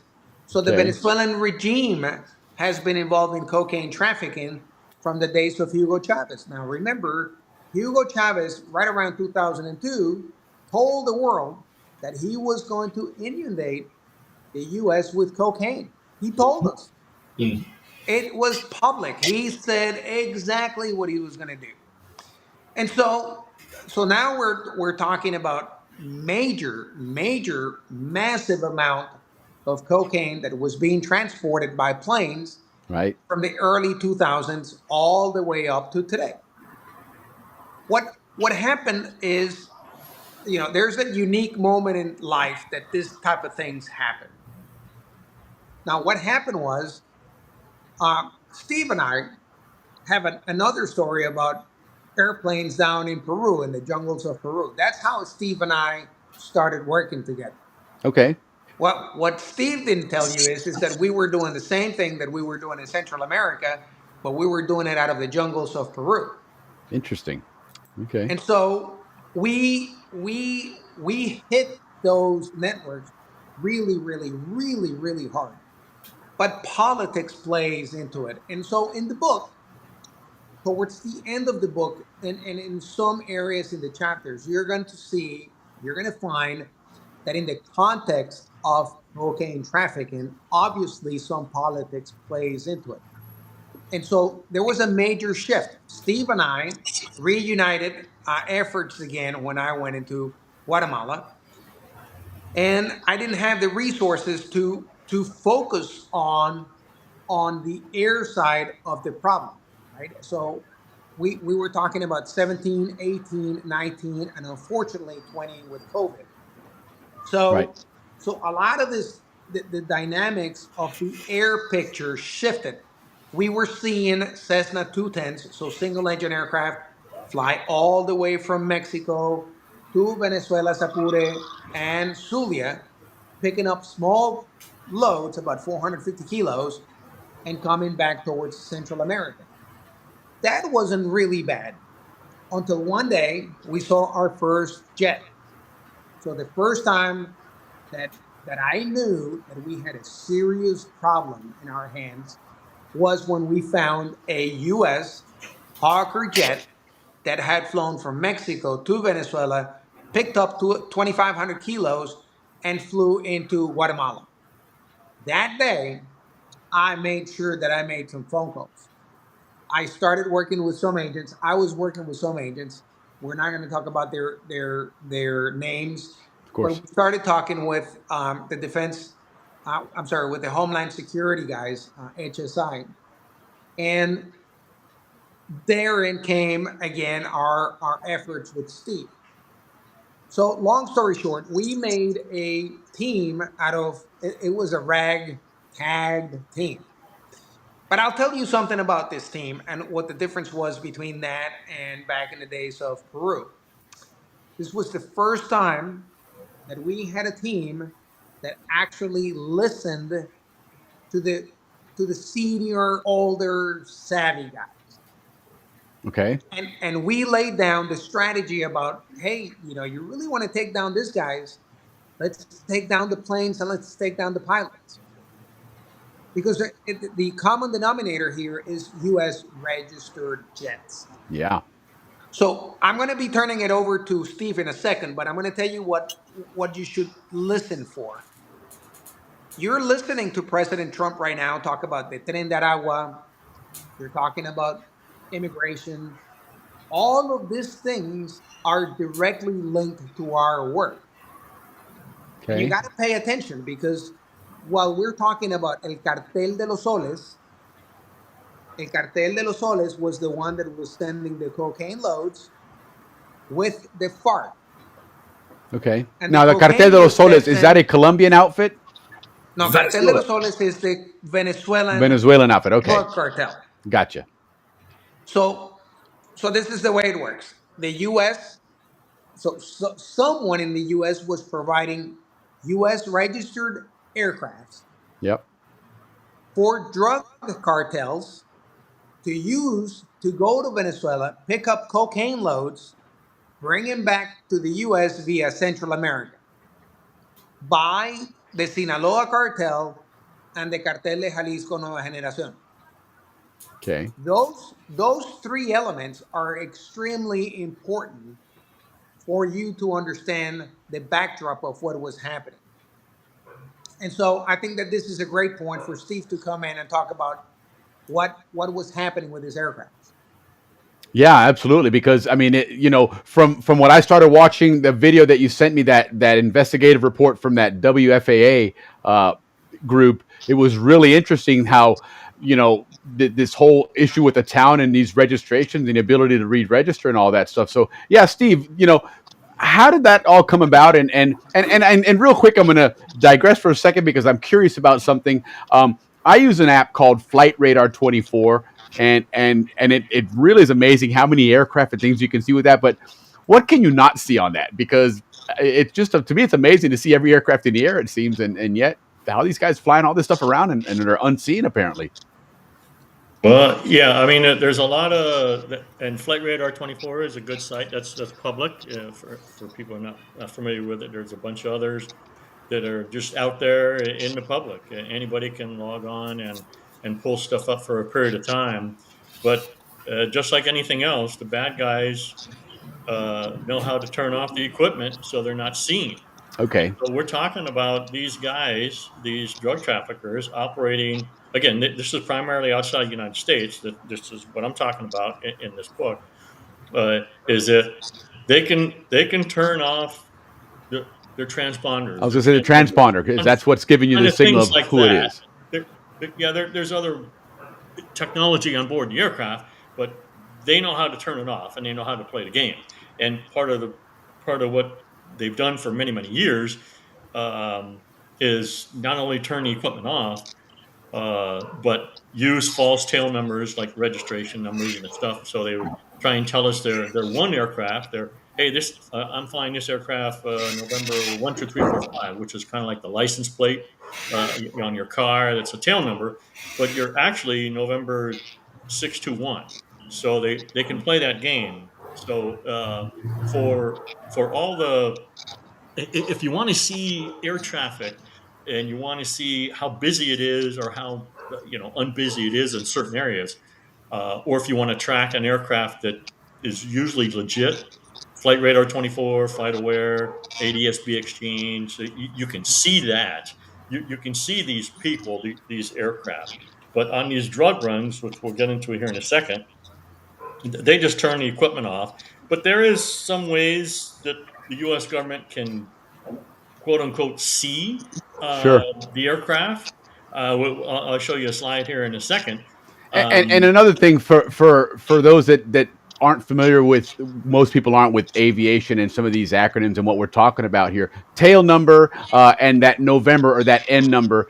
Aircraft are registered all over the world to a country, and each one of them has a unique 1 or 2 letter designator for that country. The United States happens to be N, and so therefore it'll always be a November number, means it's a U.S. registered aircraft. I know, like, for example, Panama's HP, and so all of their aircraft had that lettering on them, which is, a big key to what we were talking about here when you were looking at these registrations. So I just wanted to make sure everybody understood that context of what that N number means and what it's all about and how that played a role here. Yeah, so if you register an aircraft in the United States, non-military, okay, so militaries, that's a whole other deal. We're talking about kind of commercial or private aircraft. They're all going to start with the letter N, November, with 5 characters after that at the most. So that's a U.S. registered. Bahamas is Charlie 6. Venezuela is Yankee Victor, like you say. HP is Panama. Mexico is X-ray Alpha, X-ray Bravo, X-ray Charlie, or so.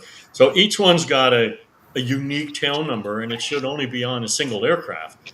But as you'll see here in the presentation, they'll try to hide who they are by using other governments' tail numbers and etc. And if you don't mind, if you'll just go to the third slide, if you don't mind, Will. Yeah, absolutely. Me. Go to the third slide. But let me talk just a tad here. So we wrote the book, and it was published in June, last year. Our publisher, right there, Bravo Zulu, they're out of Miami, Rafael Marrero. So we got it published. It's in English and Spanish. It's Kindle, paperback, hardcover, stuff like that. And it's available on Amazon and through our website. But let me get into just a little bit before we get into the book. So on this slide here, we've got these are pretty much the agencies in the United States that, if you're going to work an aircraft case, that you're typically going to be familiar with.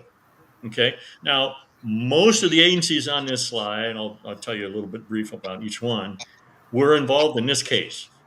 There was hundreds of people that were involved in this case. Again, we're talking about starting in 2017. But so if you're going to work an aircraft case in the United States, you think, well, let me go to these 1 or 2 agencies, and you go, oh Jesus, no, that's not going to happen. That's not going to happen. You're only going to get so far. So you've got to understand that there's a lot of different agencies that are involved, and the good news is that most of them have a specific either statute or code or criminal offense that you can use. So if you're going to work an aircraft case and it's involving strictly drugs, okay, you may be working basically just with DEA or maybe Homeland Security, depending on where it's going, if it's in and out of the states or if it's overseas. But if you've got other issues ongoing, you're gonna peel off and work with some of these other agencies, because they can bring another separate statute to use in the indictment against the individuals. Okay. So let me talk a little bit about some of these folks here. So the first one, that's Air and Marine Operations Center. That's out in Riverside, California. It's one of the coolest places. It's a U.S. government operation. They are the premier law enforcement entity for tracking aircraft and maritime. Okay. Okay, primarily inside U.S. and they also go outside the United States, and that is one of the coolest facilities out there. Customs and Border Protection, CBP, that's Office of Air and Marine. They've got aircraft. They work inside the United States, and they also do tracking and surveillance outside the United States. Department of Commerce, you talk about commerce brings a unique statute into this, which has to do with import and export of goods. Which, when we talk about it here in this case, was key because we're talking about exporting aircraft.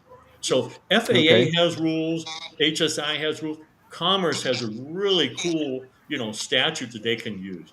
Now, DEA, Drug Enforcement Administration, FAA, we've got multiple offices in FAA, air traffic and some other flight stuff. And But again, we part of track. the strategy with law enforcement when you want to bring somebody to trial and get a conviction is try and get them with as much as you can to make sure that something sticks, because inevitably people with this kind of money have some pretty incredible lawyers, and so the more you can hit them with, the more likely you are to get your conviction. Is that kind of Well, the strategy behind That, it? that, the stuff that you can yeah, prove, yes, Right. you can prove. That's that's the key. Not Okay. what you yeah, can throw, it's yeah, what can stick. Exactly. Gotcha. yeah. Okay. What you stick. So each each drug trafficking case using a aircraft, in most cases, not a single agency will try to get an indictment. They'll use resources from other agencies in that, because you're not only committing a crime of I'm transporting drugs on a plane. You go to the next one, IRS. There's money laundering going on. Sure. You're doing money laundering, or you're violating import export rules, all bunch of other stuff. And so these others, and then you've got to talk about, what about the U.S. law enforcement outside the United States, like Romero mentioned, okay, and the foreign governments. I mean, they play a role too, because we can't get an indictment in the United States unless we get some assistance from those foreign partners. Right. Of course. They're the folks that are going out there in the middle of the night that we're going to talk about and say, hey, their military, their police, their Air Force, they're on the front lines there, and they've got to, they get the first shot at the aircraft that comes in, and we're going to talk about what they're, what they bring to the Right on. table, which is basically everything here. And if you go to the next slide, but so in order to get to the point where we get an indictment in this case, both Romero and I mean, I worked with all those agencies for 20 years on domestic cases and international cases. All these agencies were key to what I learned and what they taught me, what I learned from them. Sure. So all these agencies are key to all the cases, and these agencies are all the way from Washington D.C. down to Florida, Texas, and California. Notice that those are pretty much border states. Of That's course. where a lot of the aircraft leave from to go outside the United States. Yep. And so we've got, I mean, HSI and DEA and IRS and JTFI, fantastic partners that we've all worked with for all these years. I mean, great people, task force officers, agents, analysts. They are the key people here. And so this case, the precursor for this case is what we've learned through the other cases we worked off and on through the years. And we tried to do a two-prong approach. The problem we found is there were too many planes being used at one time, and the U.S. government did not have enough resources to handle every single plane case. It was impossible, and I'll show you a slide there in just a second. So we did a two-prong. We tried to stop the aircraft in the United States before they left, and we couldn't. There was just too many leaving at the same doggone time. It was insane. And then once they got overseas, it was open season because they're sitting in Mexico waiting to make a Sure. run. And we can't deal with the Mexicans straight up, because next thing you know, they're telling the cartel, hey, the U.S. government's looking Somebody's at that. snooping around his plane. So It's your comment earlier when you're talking about, what did it take? Well, just look at that indictment. that indictment came out in 2021, right? Yeah. The just to get there and to read that indictment, we're talking about hundreds of planes, hundreds. Right. But to get to this point, it's the work of a lot of people trying to pull together, people that don't want to work with each other, people that have their own agencies, things that they're Their trying own to do and they're priorities. trying to bring. And so I broker a deal. I told them that I was going to bring everybody in and that we would work together towards the same objective with only 3 or 4 rules, just so that everybody could get in. Sure. But in order to get here, it was our work, Steve and I, to try to pull it together so that it would be in a way digestible, that it was manageable. Okay. Yeah. So in this, the case that this book has to do with, most of the aircraft had escaped us here in the United States, and they were overseas. Okay. At the same time, we're working with other agencies, same agencies in the United States, trying to catch the plane before it goes overseas, because we can take away the asset. That's a big part of it. Sure. The asset is the plane. We U.S. government can seize aircraft, and I helped HSI, DEA, FBI, and etc. seize 300-400 aircraft here in the United States before they left to become a cartel, drug trafficking aircraft. But at the same time, we're working this case, and so it has to do with the scope of an agency, the people that can do it, and the assets that are available. And then you've got to rely on a foreign government Sure. who has some corruption. And many of them were not breaking the law. Yeah. Then we can't break the law. Yeah. So the indictment, it's all out there. The indictment's online. Anybody can pull it up. If you go to the next slide, the next few slides, we'll whip right through those, and we'll talk about these are some of the other assets in this case that started in 2017 that were critical to the investigation. We got the armed forces, Guatemala. I mean, there's some good people there. There's some others. Police, same thing. Move on to the next slide. Honduras, we had some people. Colombia is critical in that their Air Force has surveillance aircraft, and you'll see some of the surveillance. Well, if we can get this video to play of the aircraft flying at night and et cetera. So Colombia is very critical in that, as is CBP and air. Now here we go to the indictment. All right, these are some of the things that we got into the indictment. Now, as we talk about an indictment is information brought by law enforcement officers, agencies, to a U.S. attorney's office. And they say, we think we have this crime that's been committed, and here is our information, here is our evidence. We think there's enough proof to give to the U.S. attorney's office that you can prosecute. Then the U.S. attorney's office reviews that. I mean, maybe hours, days, weeks, and months. A long time. And depends on how important they think it is. Exactly. Or how important their boss thinks it is. Exactly. They also take into account the information that we receive from foreign governments, and they have to consider the validity of that information from foreign governments. And so they'll determine, again, the U.S. Attorney's Office will determine whether or not there is enough evidence to go forward with a case that the U.S. Attorney's Office believes they can prove in the United States. Right. In this case, there were, I don't know, there had been 100 or more witnesses, many of them foreign. Many of them don't speak English. They came from Guatemala, Honduras, Colombia, and et cetera, to the case. But the U.S. defendant is Deborah Lynn Mercer Irwin. Mm-hmm. She's a 62-year-old grandmother in Oklahoma City.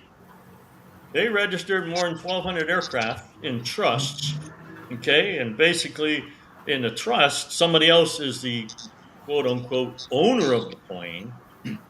And in many cases, it's a foreign citizen or foreign company, which is legal in the United States. The FAA allows that.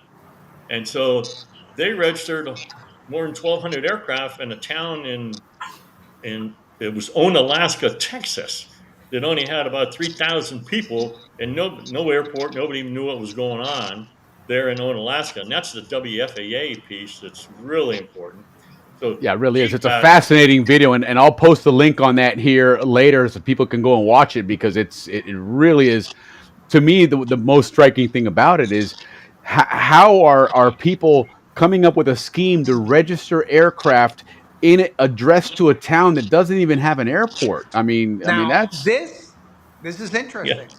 This is the company. This is the one company we caught, but there were many more correct. operating doing the same thing. Yes. Yeah. And again, it's just fascinating to me that you know, I'm and I don't know, maybe I'm missing something here, but if I'm part of working this scheme up, I'm thinking, well, hell, at least put it in a place that has an airport so it looks legit. Because you had to find a PO box. It's the perfect. Listen, it's the perfect cover. It's the perfect cover hiding in front of everybody. It's like the show Ozarks. Okay, yeah, I guess so. Because now you don't have to see the aircraft and confirm whether it's there or not, because there's not an airport to look for. Yeah. So she was one of the primary defendants, and then if you go to the next slide, there's another, this guy Carlos and Machado and Michael Marcos. These guys registered more than 150 aircraft in shell companies in the United States. And the shell company, we're going to talk about a shell company, and we talk about it in this case.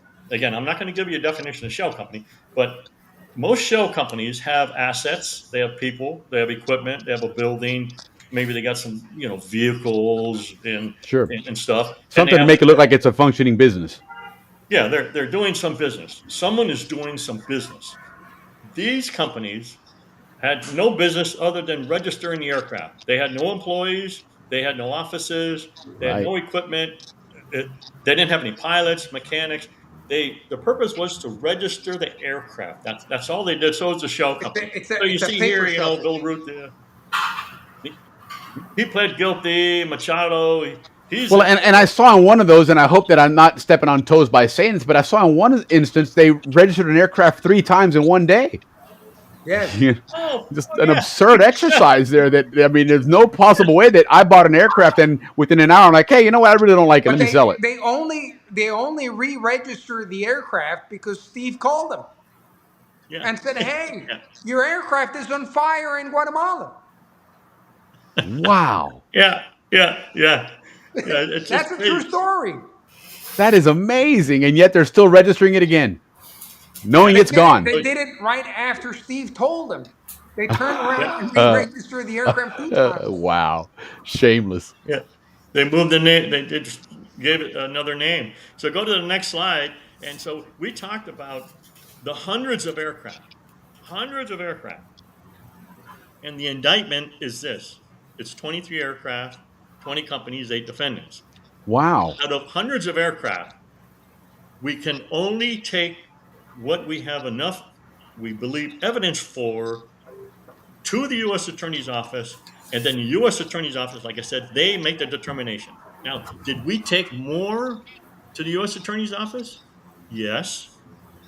They decide which ones they believe they can prove in a court of law. Right. Okay. So that's what the indictment ended up with. Again, we're talking, there were, So this indictment certainly doesn't reflect the level and the amount of work you guys put in, because there was a lot more there. This is what you could get out of it. Trying to narrow it down for you. But in the 5 years that I was there, it was 1,200 aircraft. Mm-hmm. 1,200. And it's down to 23 in here. Wow. That's quite a reduction. Yeah, it's crazy. Now, if you think that's enough, and we're really going to get into the nuts and bolts here in a second, but if you don't think that's enough, this conspiracy and these drug charges, we're talking, 2,300 kilos of cocaine in one plane, and et cetera. But go to the next slide, if you don't mind. Okay. In addition to the drug conspiracy, there was a Ponzi scheme. Yes. $40 million Ponzi scheme. where they I'm telling you, What is these are this? What is smart the saying people. about honor among thieves? Yeah, these are smart people, but they're stupid. So Right. they knew how they knew how to defraud people and buy and sell fake aircraft or aircraft that someone didn't even know that were for sale. So, Will, if you owned an aircraft and it's been sitting on the ramp for 2 years and you hadn't flown it, it takes almost nothing for someone to forge your signature on a bill of sale, try to re-register it, and get a loan for 50,000 off of that aircraft. That's exactly what they did. They got So they were putting people's the aircraft. aircraft up for collateral that they didn't even own through paperwork, and now you got some cash out of it. that other owners didn't even know that they were doing it. Right. Didn't even know.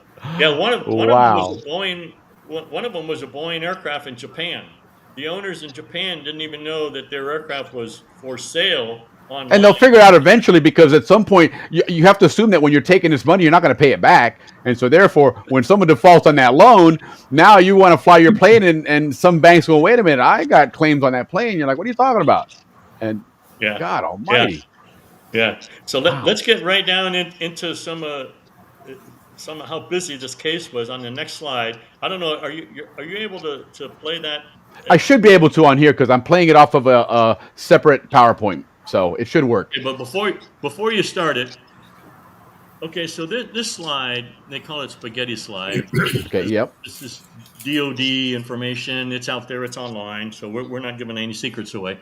So the red are the spaghetti slides, and you can see, they're going actually into Dominican Republic and some other places. But you see the deep red, that's all from Venezuela Sure is. going into Honduras, Guatemala, Belize, and Mexico.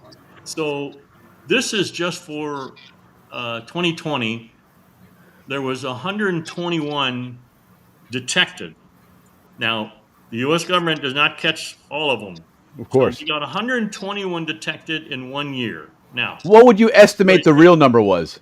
a heck of a lot more. We were seeing over 200 planes to 300 planes per year. Okay. Yeah, per year. So we're at about a 30% estimate on this thing, give or take. Yes. Yeah. Okay. So And I'm curious about one thing on it. When you see these tracks, they're going north and then they turn due west, and they're avoiding the Panama airspace altogether. Is that on purpose? And what was causing that? Because obviously you want to maximize your load, your payload, and therefore less fuel. But here you're using more fuel. So what was causing that to happen? So if you actually look at where most of the aircraft were originating from, that's Apure. That's Right. on the border with Colombia's Arauca. But Venezuela. unfortunately, you really can see that they're also doing it from Zulia. But it gets the general picture.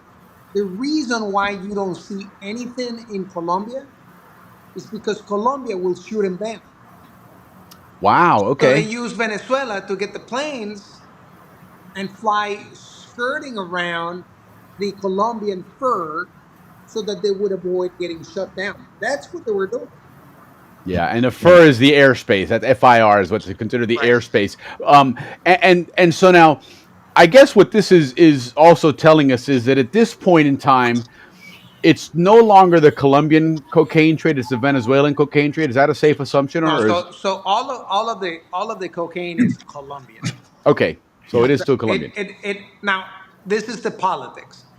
Colombia produces it. They don't want any issues on going inside of Colombia. They don't want any problems with the U.S. They don't want to get sanctioned. So they used Venezuela, just like they were trying to use Ecuador. It's the Okay, exact same thing. And right, then when the U.S. says, hey, you're responsible, the Colombians are going to say, no, it's not me. It's Maduro. right. Okay, Yeah. makes sense. So get this number here. So let's say 200, which Right. we're figuring around 200 a year. So 365 days in a year. Now you gotta discount, hurricane season. Sure. That you got to take out 40 to 60 days, give or take, there for hurricane season. So we're 200 in about 310 days. Then you got to take out rainy season because these planes are landing on dirt strips in the jungles, Right. regardless if it's Or trying to take off. Land and take off and that stuff. Yeah. And then if there's military exercises out there, so a lot of times we saw more than 2 planes a day, and there's very Okay. few resources to identify the planes. If you can play that thing, let's see what happens here. Is it playing? Y'all hear any music? Yeah. Okay, there we go. Yeah. Okay. So this is an aircraft. This is a Hawker aircraft, and this is live. Well, it was live. This was taken either by CBP. I don't recall. It's either by the Colombian Air Force. Colombian Air Force, and this is the plane flying into Venezuela. Okay, and of course it's dark there, and it flies into Venezuela, picks up the load in that Catatumbo or Zulia area, and usually on these aircraft, these Hawkers, this is a nice jet, they're carrying probably about 1,500, give or take 1,500 kilos of cocaine. And this was registered to Aircraft Guarantee Corp. This is one of the aircraft that you'll see here in a second. It was their main Starship aircraft. That was their premier plane. Yes. Yeah. That was for special clients. Yeah. So there it is. It landed on this dirt strip that was cut out by the natives there in Guatemala. And they rip out all the seats down usually in Venezuela and load it up with and real quick, I want to back it up for just a moment here. As you see on the text there and in the images prior, look at the tail number on it. It's 305 AG, and then here when it gets on the ground, lo and behold, we got a different number on there. Well, that shows you that when it landed in Venezuela, unloaded the 1,700 kilos, they also changed the tail number. Right. Yeah. So they're trying to hide who owns it and stuff, but some of us are pretty smart about that. Good eye, Willie. So they ended up they got caught. That video cracks me up there. It's like it's a hot rod. Crazy. They put it into the government use. And the guy, Air Force captain with the Guatemalan Air Force, took off on this thing. I said, "Holy God, Jesus, man! I don't know if I do that." But he got it off. That's amazing. Yeah. Now it's important that you understand the context of that video, because that airstrip was cut right out of the heart of the jungle. They had to destroy the jungle for that. Correct. We're talking about hundreds of clandestine airfields. Sure. And each one at least a mile long, give or take. How about Darien? Does Darien have a bunch of these airfields? So no, the Darien did not have any of that stuff. But if you want to talk about how the Darien played into this whole thing, if you want to do that, we can do that now. Yeah, we might as well because that was kind of what we segued in from last week's show and kind of helped us build up this one as well. Was that we've always grown up in the 80s and 70s. The only people that were in the Darien was the locals, the natives, the rebels, and the drug traffickers. But now apparently there's highways and bridges and everything there. So now this is perfect timing. So go to the next slide because we go right into Panama right here.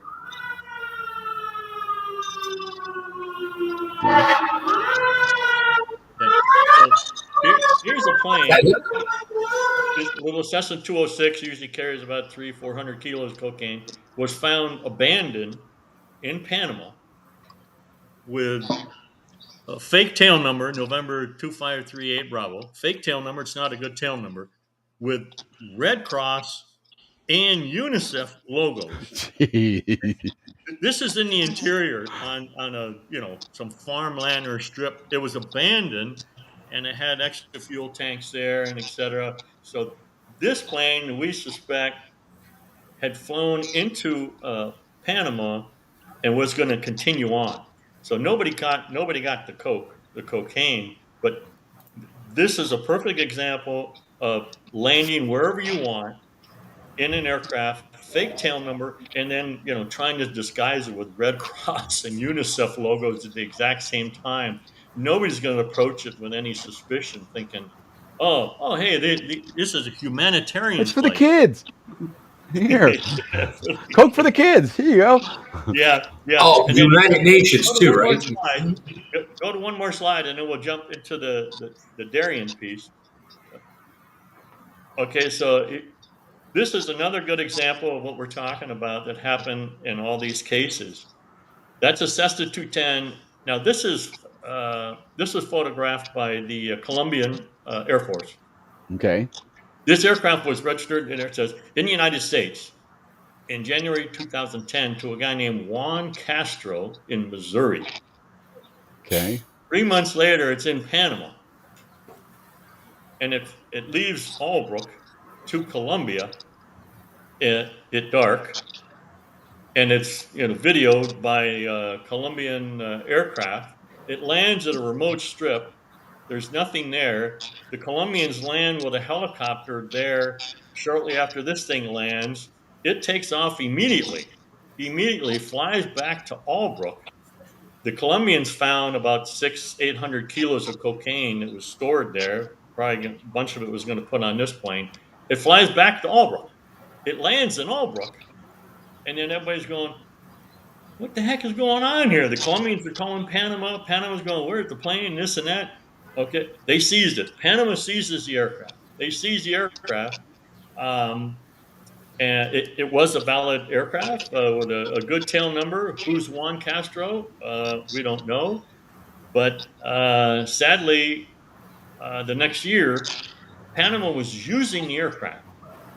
The government of Panama was using the aircraft, and they flew into the Darien to repair some equipment in the Darien. And sadly, 6 of the people on the plane, including the 3 civil aviation personnel, they perished in a crash. We think it was bad weather. Right. Wow. They're in the Darien area. So and never found out who Juan Castro was.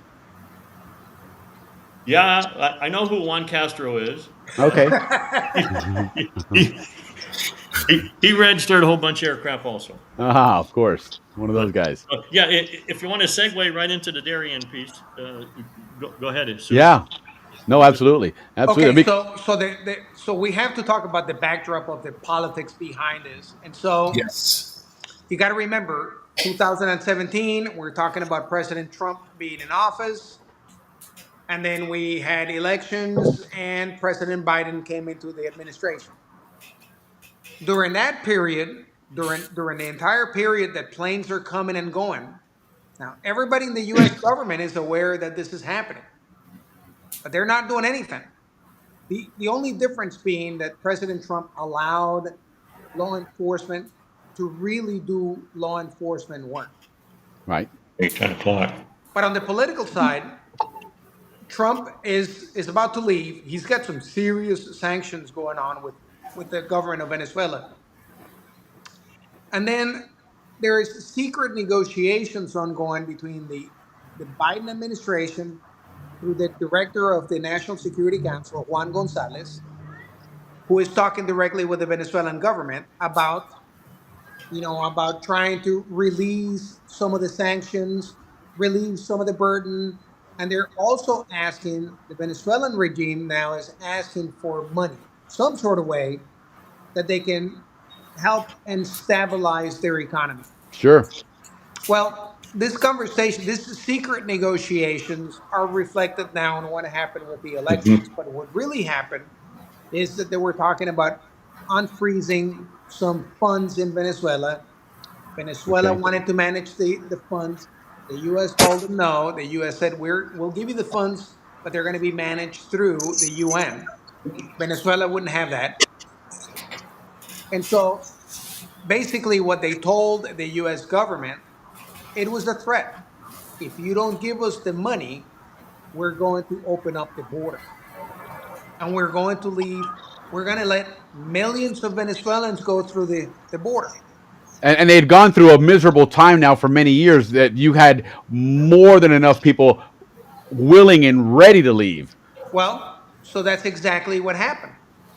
And so we saw how the Darien was being overwhelmed as the Venezuelans and other nation members were coming now in caravans. And we're talking about 17 to 20, right around there someplace. And so the situation really got really bad in Central America, Honduras, El Salvador, Belize, and Guatemala and Mexico.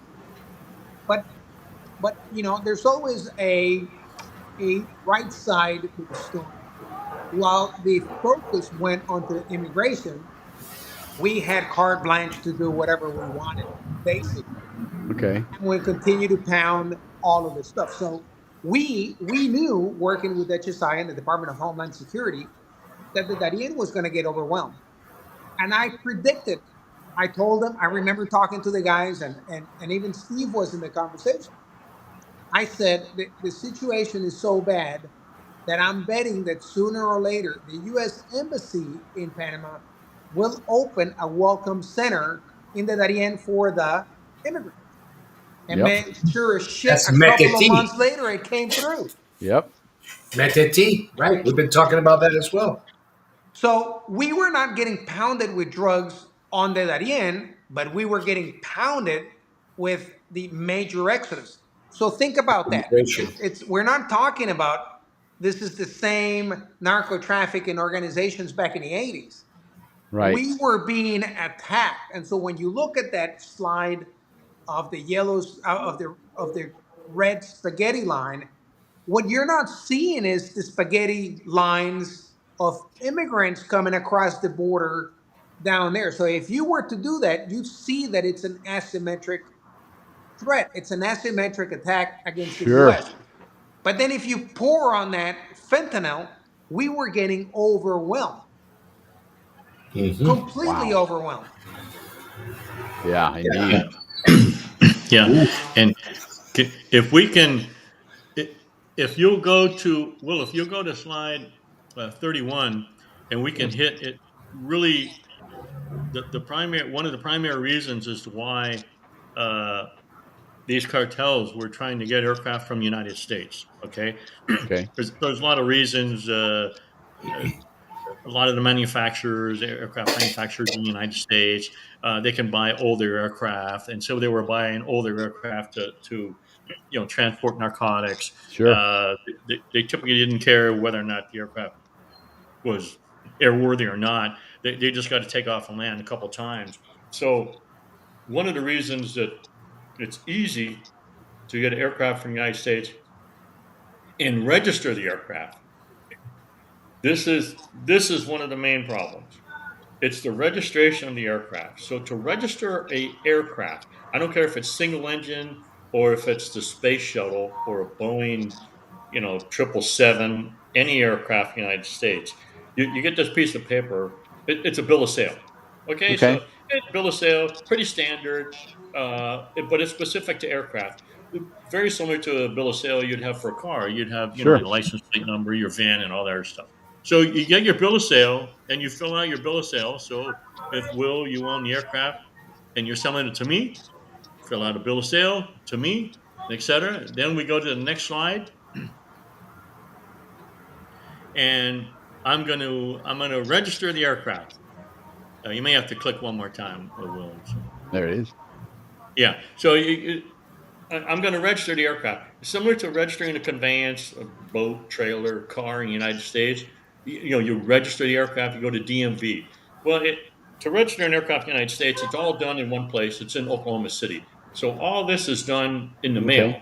So I fill it out and say, hey, I'm going to register the aircraft. Okay, I'm going to register in my name or whatever company name and etc. And if you go to the next slide. How about that? It costs $5 to register an aircraft in the United States. Is that whether it's a 747 or a Cessna 210? Anything goes off the ground. What the hell's the point? It's $5. What, does it cover stamps or something? I mean, for God's sake, $5. What the hell? $5, and the registration is good for 7 years. Wow. Does Gotta that get include Elon on commercial the aircraft case. like American Airlines? Yeah. Good for 7 How years. about that? So everybody on here is either got a incredible. car, motorcycle, trailer, or whatever, and you know what it costs to register your vehicle in Hell your of a lot state. more than $5. $5. That's annual, and this is good for 7 years. Man, Every alive. country in the world, it costs a lot more money to register an aircraft. $5. That's not. This isn't the entire problem. The other issue is on that piece of paper, the bill of sale. There's no vetting that goes back to Will and say, "Hey, Will, did you sell your aircraft?" Nobody contacts you and asks Wow. if you sold your aircraft. So when we talk about the Ponzi scheme, it's real easy. Sure. It's Fred Machado to fill out the bill of sale using your signature. You don't even know your aircraft's been sold, so that nobody vets that. It doesn't have to be notarized or certified. It goes in the mail. The registration application, there's no vetting to determine citizenship, whether or not you're a citizen of the U.S. or even if you're a live person. I work cases where I found aircraft registered by dead people. They were Well, dead. we've been learning recently that's apparently a thing here in the United States. Now So you got to remember, Doge didn't come and check this. We were the ones that did this. Hey, you're giving all the Los Rios boys ideas on how to I'm telling you, man. these Wow. Los Rios boys online today. Boy. People actually watch this show. You got to watch out because everyone's going to learn something here. Here's a good question. Hey, Steve. The Balboa boys were all good boys. You know, we were all altar boys. Steve retired in 2021. Okay. And the book, I retired in 2022, and the book came out June of 2024. Right. Okay. So there's plenty of evidence of all of this stuff. So here's the question, Steve. Has the U.S. government and FAA made any significant changes to make sure that this is not happening anymore? Elon, gotta send Elon in there, man. Where's Doge? And Doge in there. Yeah, so that's amazing. Nothing is changed. It is, and it's scary because you think of the ramifications, not just for what's been facilitated that we're talking about in this book, but you know, I let me ask you this, and this might shed a little bit of light on this because is it just because the U.S. was the biggest market to acquire aircraft? Because I mean, certainly the U.S. is a much wealthier country, so more people can afford to buy airplanes than you can in Honduras or Belize or anywhere else. But when it comes to flying in and out of the country, although most of them were used to fly from Venezuela to Guatemala, but is there an advantage to having a N number on your tail versus another country's number when it comes to scrutiny? Oh, geez. Hey, Will, that is a great question. That's a great question. So, and the answer is yes. The answer is yes. So, one of the advantages is when, let's say you have your U.S. registered aircraft and you fly into Panama. Okay. So, and Panama customs or aviation people go out and they look at the aircraft. They are not trained in U.S. or FAA documents for the aircraft. Okay. So think of it this way also.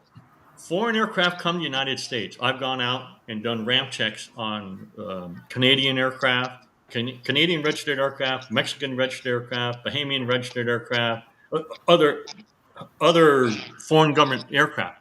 They hand me a piece of paper and all this paperwork with the registration and all this paperwork. I don't know if that paperwork is valid or not.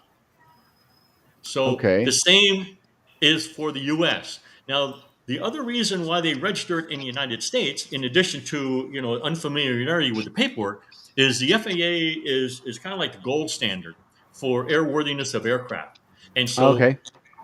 it has this illusion, Sure. sometimes an illusion, but in most cases it's real. It's real. It has this illusion. Hey, this plane is in great shape. The FAA inspects it all the time because they have all these inspectors and et Right, of cetera. course. Yeah, and so, but that isn't the case all the time. And so, if you would just go to slide 37, this is going to put all of it into a nutshell that Okay. we just talked about. This Gulfstream, this G2 with 23 2,310 kilos of cocaine, was purchased in the United States. It was owned by 2 museums. It did not operate for at least 5 years. And some Mexicans showed up and bought it for less than 100,000. It started. They got it started, and it flew into Mexico, flew down to Venezuela, came out and landed in Belize, and carried cocaine worth $60 million.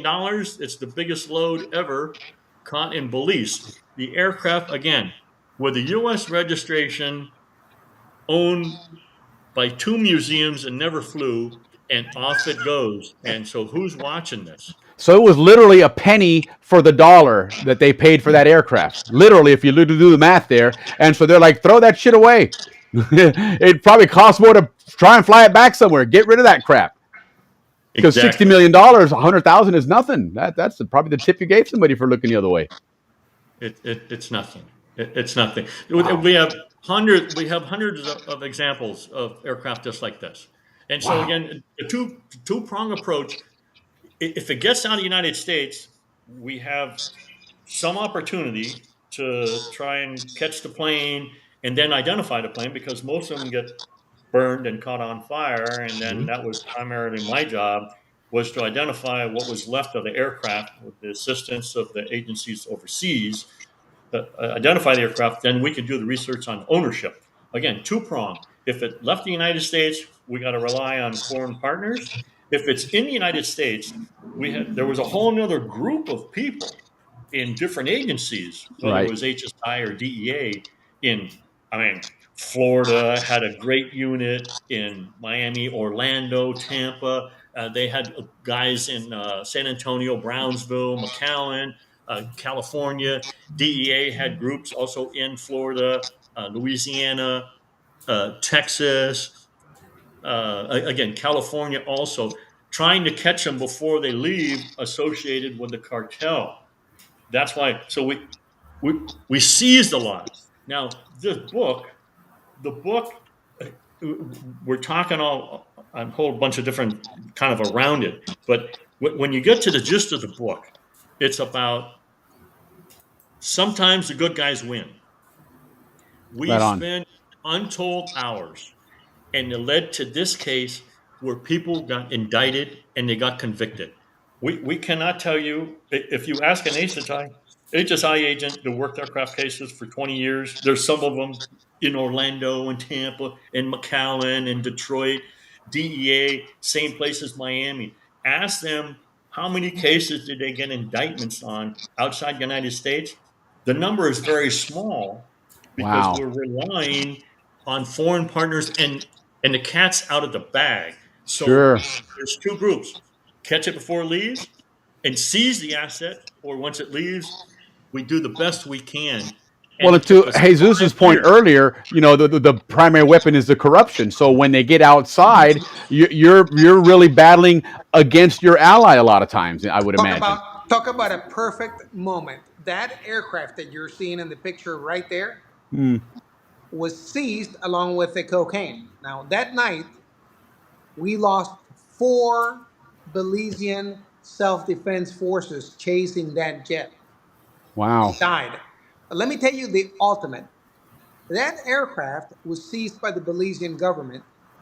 It was sold 2 years later, and the Mexican narco traffickers used it one more time to go pick up a load in Venezuela. After they probably repaired it, Belize did, and then they sold it, so it was a workable aircraft now. But that is the great example of how corruption works. They did it right under our noses. Right. And because that was the biggest seizure they had, they knew exactly what that aircraft was, and everybody knew all about it. We can't tell the partner nations what to do. Of course not. When we talked to their prosecutors, we told them that the best thing to do is this aircraft, we're a danger to aviation. Sure. And the best thing that they could do is destroy it. Right. So it wouldn't make it back. That's a perfect example of the reason why they needed to do that. And in this case, they didn't do it. The plane did it all over again. Right. Wow. Yeah. one more big sell. But yeah, for Willie's question.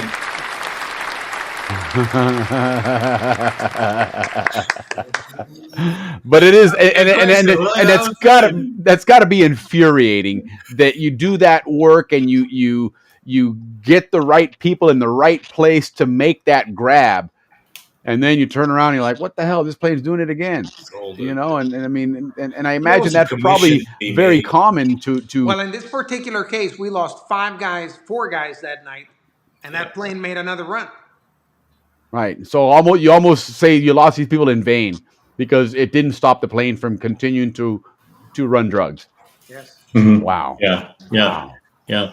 And if you go to slide 40, can you go to 40? Yep. And run the video.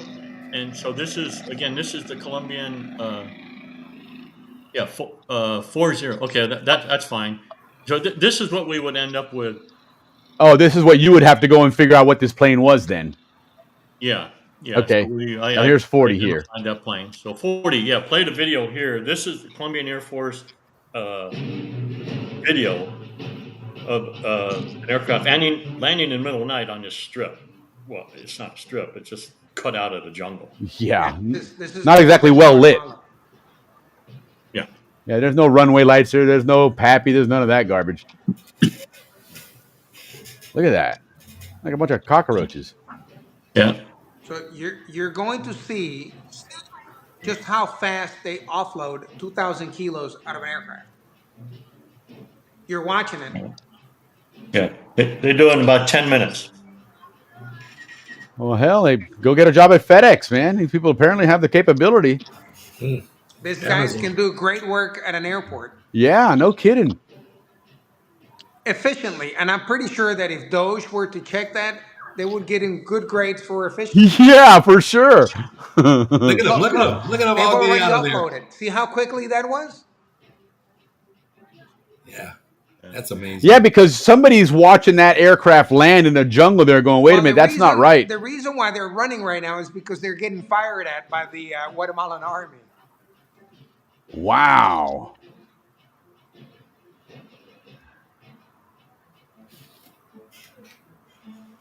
That's where it landed. The strip again was just cut out of the jungle by the local villagers, and they get an offer by the cartel. You either build the strip. The pilot of this aircraft was a police of the Costa Rican police force, and his wife was a consul at the Costa Rican consulate in Houston.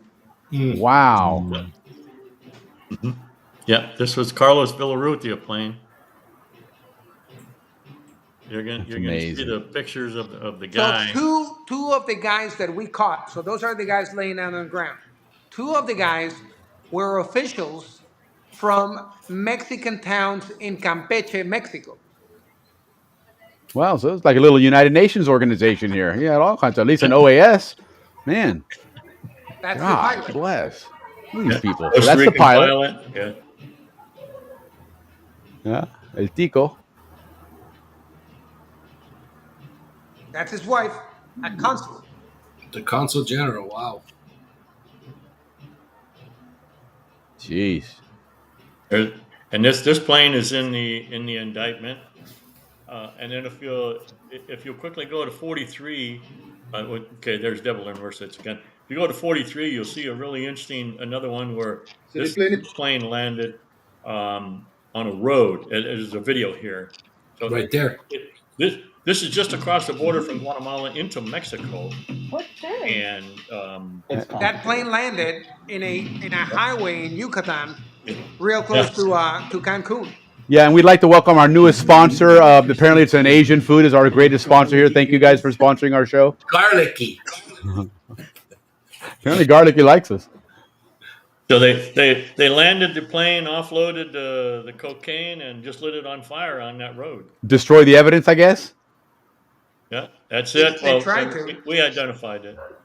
Wow, that's crazy. That is, it's amazing because it might be an older jet, it may be a used jet, and so they probably got it for a good price. But it's still a jet aircraft, and for them to just so callously discard it, it just shows you the amazing profit that you're pulling out of these jobs, that you can just say and take an asset like an aircraft and say, now you got to remember that the narcos would buy that plane for about $350,000.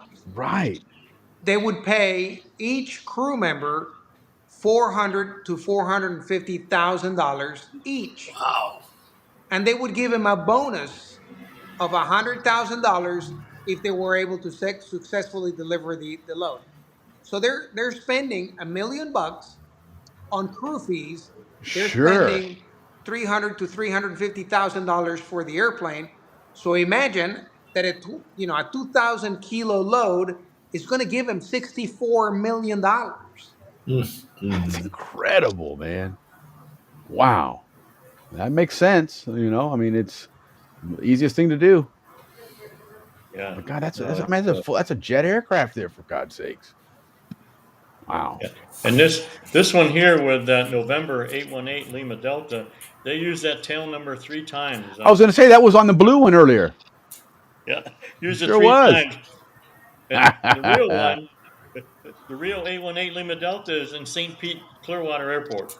Well, it was actually right down from my house before it was destroyed. Yeah. Then Isn't that funny? They took it out about a year or so ago and cut it up. It's in a So the real aircraft that had that registration, that owner had no clue that his registration was being used to run dope between Venezuela and Central America on a regular basis. Correct. Wow. That's the most used fake tail number in aviation. Is it really? Yes. Yeah. And then now is there at any time was this person in Clearwater in any kind of danger, or No, I mean, I imagine all these guys do is they so what they really want to do is, like Steve was explaining, it's the standard of aviation industry, that November number, right? right. So they're just in essence recreating a VIN number. They want to quickly get away from being questioned. So November 818 shows up in Venezuela, for example, and when someone goes looking in flight radar or flight aware, see, oh hey, listen, 818 was in Clearwater, everybody thinks it's legit. Ah, okay. See? Okay, because that's what they're going to look at, is that origin and realize that, okay, they're good. Yeah, most people are not even going to look at the color scheme on the aircraft. They're just going to go, oh yeah, November 818. Okay, yeah, that's the same guy that flew here last week. Right. Yeah, oftentimes they probably wouldn't even look at the aircraft type. They're just looking at that November number, and wow, that's incredible. Makes sense. I mean, it makes complete sense, because you really do have anonymity. Because like you said, in Venezuela, they don't have time to look into it, and they don't care. They don't want to look. They just want to know that it was there and they're done. Lucky for them, there are people like Steve and myself. Right. But we're gone. Yeah. Wow. That's incredible. That is absolutely amazing. Wow. And there it is again, November 818. That looks like it's in the U.S. somewhere there. Yeah, that's in St. Pete Clearwater Airport. Ah, okay. Yeah. Interesting. That's the real one. Yeah. Well, I guess you're not worried about getting pulled over in the air. Like, hey, we've got your number. We had you in Colombia last week or something. Wow. Now, would this person that owns this, would they want to get re-registered, or would it behoove them, or is that like a number you guys or the FAA wants to maybe take out of service because it's been abused so much, or do they care? Why would you? You haven't committed a crime. It's other people using it. And that number may have some meaning to the person that owns it. Coincidentally, the answer to your question is this guy never changed his tail number. Right. It went to the grave literally as November 818. Okay. So now, is that registration now canceled according to the FAA, where that's not a legal registration? And does that even matter? Yeah. I mean, because somebody could still throw that number on another aircraft next week in Venezuela, and does it really matter to anybody? Okay. So I'll be looking on my flight radar one of these days, and when I see a November 818 LD, I'll be like, all right, guys. You'll probably see some news article about an aircraft like a King Air or a Saberliner saying, hey, an American November registered 818 jet, and we're going to be all laughing about, oh, that's the plane that we were talking about in the presentation. Right. Wow, that is amazing. And that's incredible that, like you The said, that reason they why Steve laughs is because it happens that way. yes, and they know it happens, and yet they continue to Listen, leave that story like that. narcos also have a great sense of humor. Yeah, yeah, It's true. yeah. They stole the tail number. I think it's 911 Papa Alpha, and used it for a drug run. And that aircraft, the real tail number, is on a twin engine aircraft that belongs to the Lee County Sheriff's Office in Florida. Oh, nice, nice. So Lee County smuggling drugs now. Yeah. So That's great. we found it running a load, so I called the Lee County Sheriff's Office to give them a heads up and said, "Hey, by the way, I think is your plane right there in Naples today?" Yeah, yeah, yeah. And, well, just so you know, it's going to be on the press. But load. So Listen, narcos have left after they delivered the aircraft and they ran away and they set it on fire. They left us 1 kilo just to laugh. Nice, nice to let you know that it was But them. what That they was their don't really calling know card. is thank you for leaving the evidence and thank you for leaving the aircraft. Because you're Right. not going to go to jail for cocaine trafficking. You're going to go to jail for using a U.S. registered aircraft in a Correct. conspiracy case. Yep. Which is going back to what we were talking about at the beginning of this segment was, all the different agencies involved and what they could bring to the table as far as an indictment goes. Now, remember, we told you we saw over 1,000 planes. Yeah. 1,000. That's But incredible. really, what the prosecutor could reasonably try is what the 20 or so planes that went into this indictment. Sure. Yeah. Could you imagine It's- if we were doing this over 1,000 planes? Yep. Hey, can we talk about who the leader of that ring was? Because I keep seeing a lady's name come up.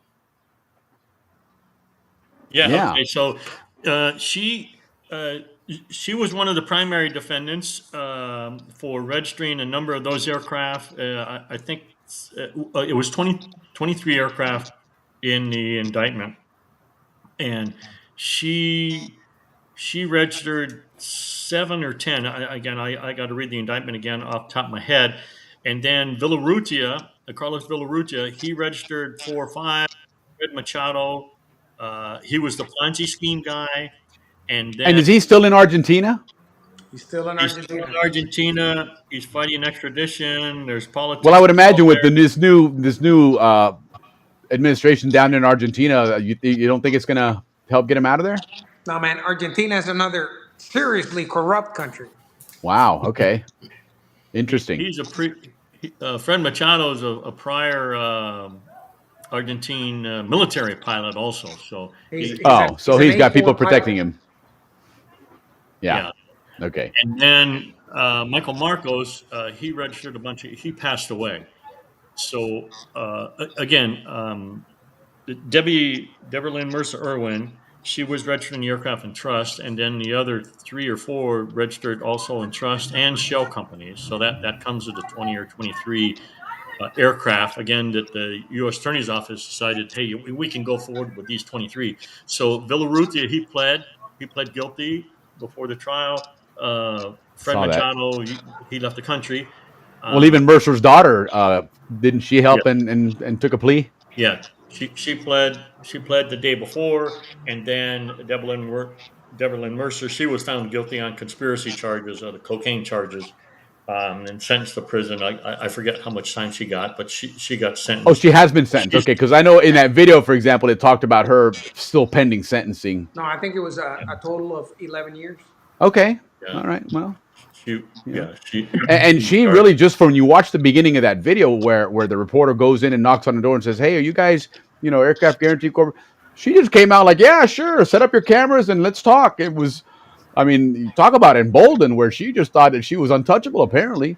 And like you said, not only was she involved in this, but then she's turned around and running a Ponzi scheme with these people behind the scenes afterwards, And so, so listen, what the book. So you have to read the book to really understand. But we could track those activities about aircraft guarantee involved in narco trafficking type of of activity back to 2012. Okay. That tells you something. Sure. No, that's amazing, and so she's been doing this for quite a while now. Was that trust loophole in on Alaska, was that only unique to there, or did she set it up there because of the scrutiny, or was that just a coincidence?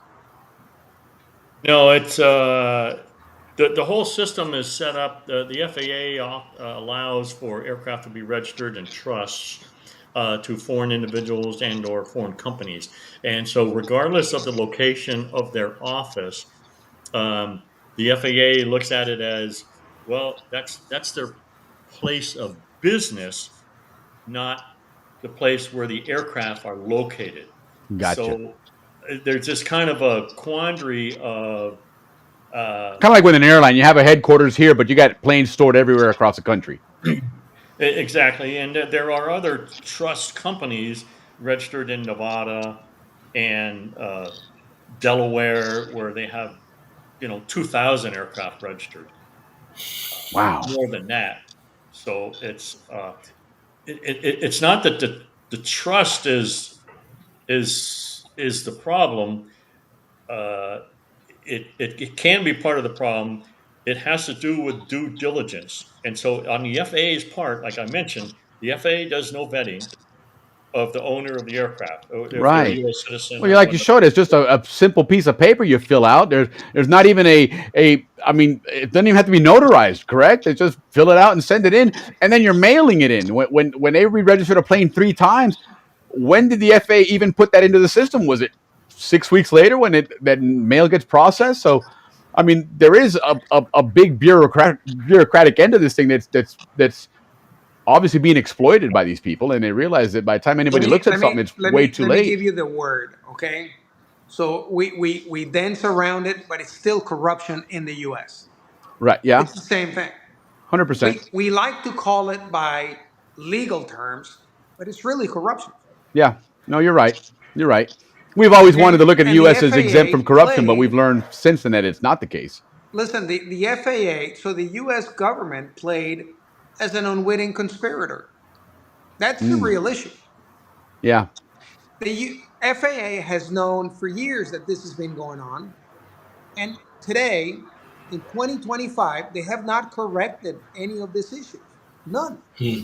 So when it happens again, at what point can someone say, well, listen, you continue to leave this gaping hole in this that's going to facilitate it. So where's some accountability going to come there that's going to force someone to close it? In April of this year, we had 2 more jets do exactly the same thing. So you would think that by now, with everything that is going on in the government, with the accidents and the FAA employees, Sure, that they would do this because it's the right thing to do. Now, let me tell you, Steve has got a great comment about this. Change will not come unless change comes from the outside. And he's absolutely right. yeah, Let me tell you the first time that one of these jets is flying in the middle of the night with their transponder turned off, and they fly right into a commercial jet with 150 passengers. Exactly. So whose responsibility is that under?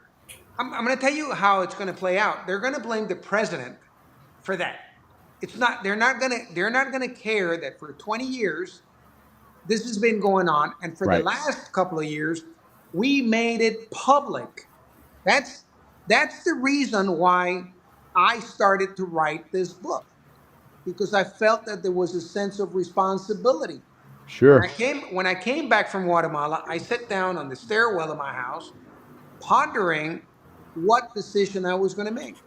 And the decision was clear. I was going to write the book to expose what occurred. And so let me tell you, the government is really kind of finicky about things like this.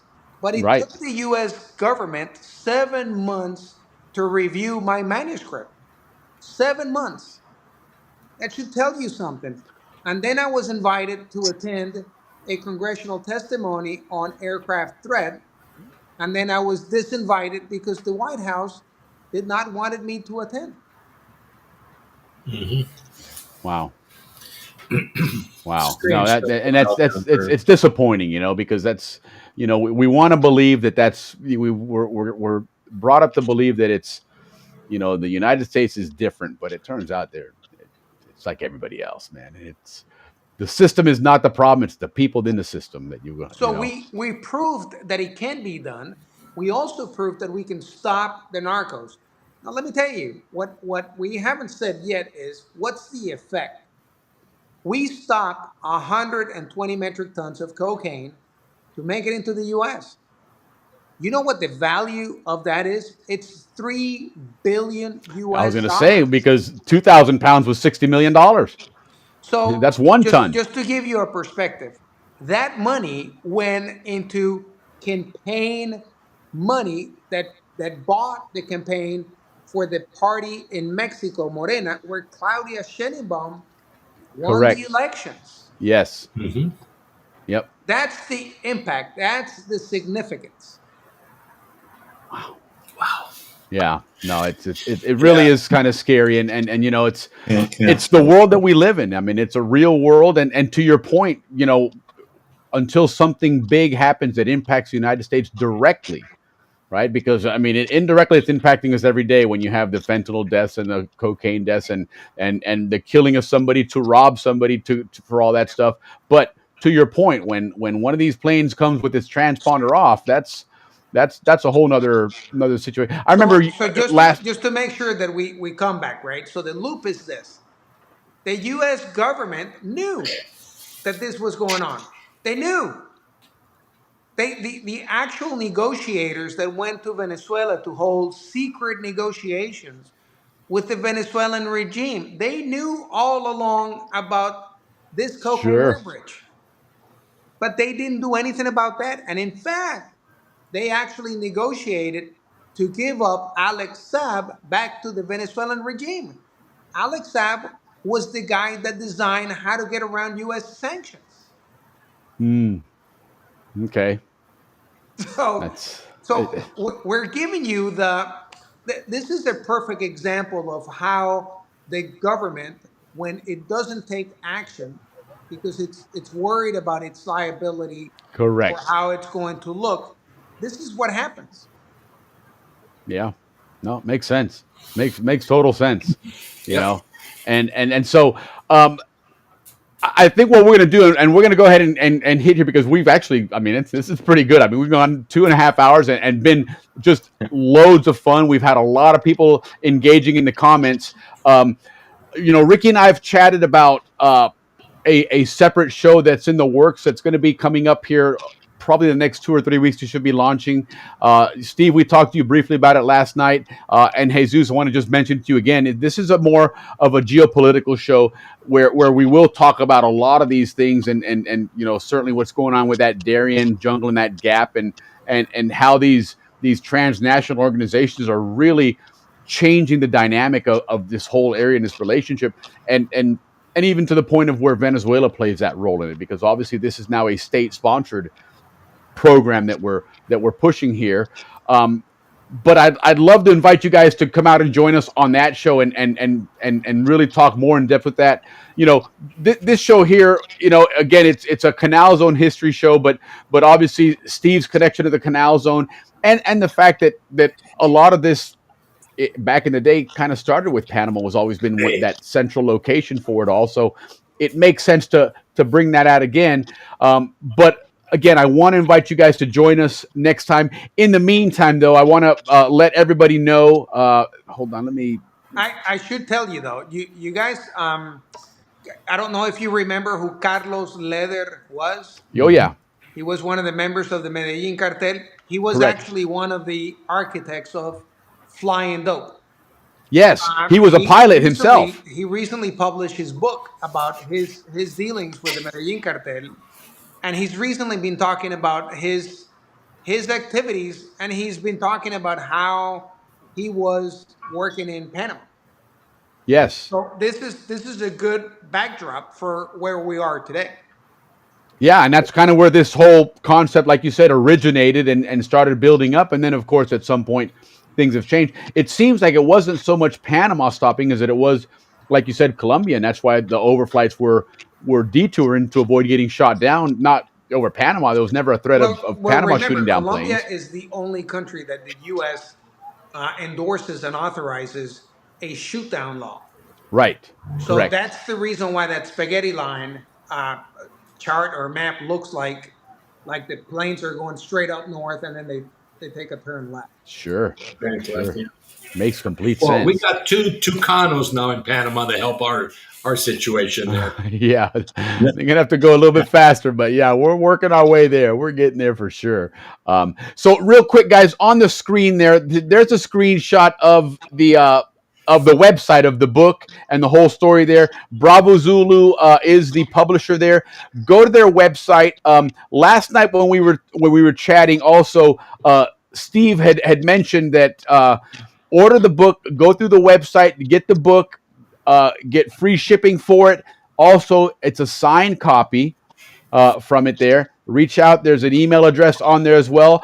finalflightqueenoftheair.com is the website. You can certainly get it there. It's also, of course, available on Amazon, but fantastic book. In addition, on this website, guys, there's a couple of links there, quite a few on the media tab there, to several videos there. And one that'll give you a really good context of everything that's happened here that we've kind of covered on here was this one story at the bottom here from that WFAA, which is that local station, which kind of uncovered this whole mystery of why there's 1,000 planes registered in a little town and doesn't even have an airport.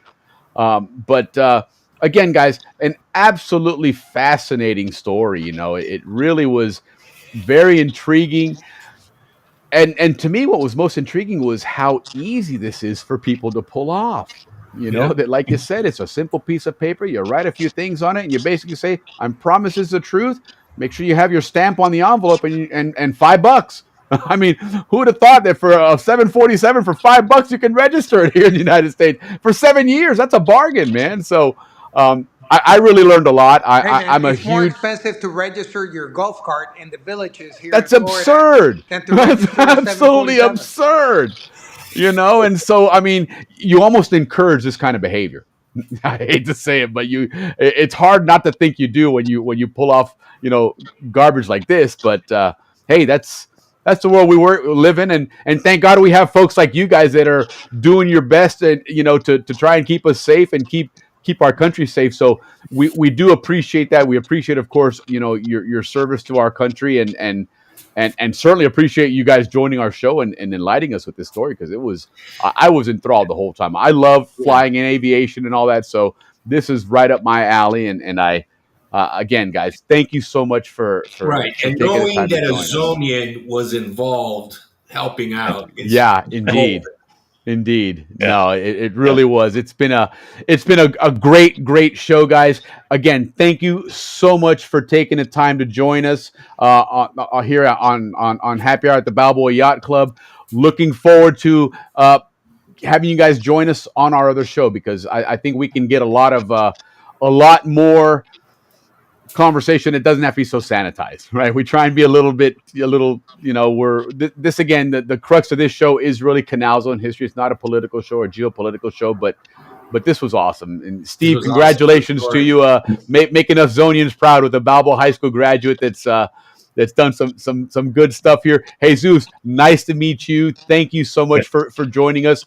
Let's definitely stay in touch and continue talking about these stories, and anything more to come, please let us know. Anytime you guys want to come on here, you're more than welcome. You always have an invitation to join us. So, hey, thank you for the opportunity, guys. Thank you. Thank you. And happy Easter, everybody. Yes, for sure. Happy Easter to you guys. Have a wonderful weekend. And again, thanks for joining us on Happy Hour at the Balboa Yacht Club. So, Ricky, man, that was amazing, man. That was I honestly wasn't sure what we were going to get out of that, but I mean, God, this was really cool, man. The book is good. I picked up the book truly last night, and I am getting, and you can't put it down. No, you really can't. Like I said, it's so exciting, so much going on, and just to know that a Zonian was behind all this, it's just absolutely. And you know, a proud son of a Canal Zone police says, "Hey, Frank, how you doing?" Frank, another former Canal Zone police, so proud that the Canal Zone police, you know, put this out there in a sense. You know, it was cool. It's good stuff there. Good information.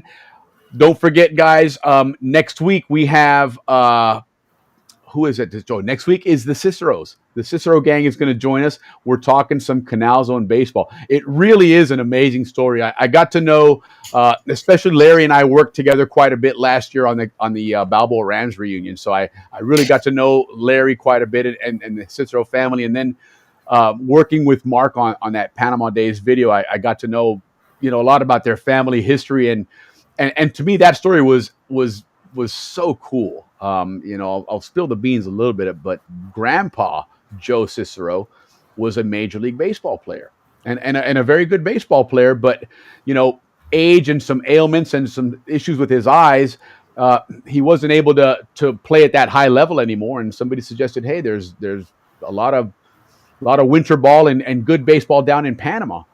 And so he made his way down here, and he's like, this place is awesome. I love living down here. Got a job for canal protection on the locks, playing baseball. And so what a really cool story. But anyway, I'll let the Ciceros tell us all about that as we, shift over to some Canal Zone baseball. Remember, we had fast switch baseball, Little League, Pee Wees, and American Legion.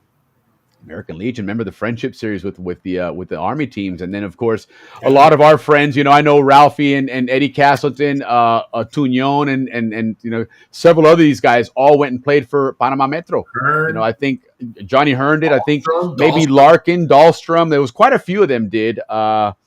Maybe Brandenburg, I think. But Rush. yeah, it was. The Panama baseball scene was really cool. It was a big scene. And of course we've had some great superstars join us.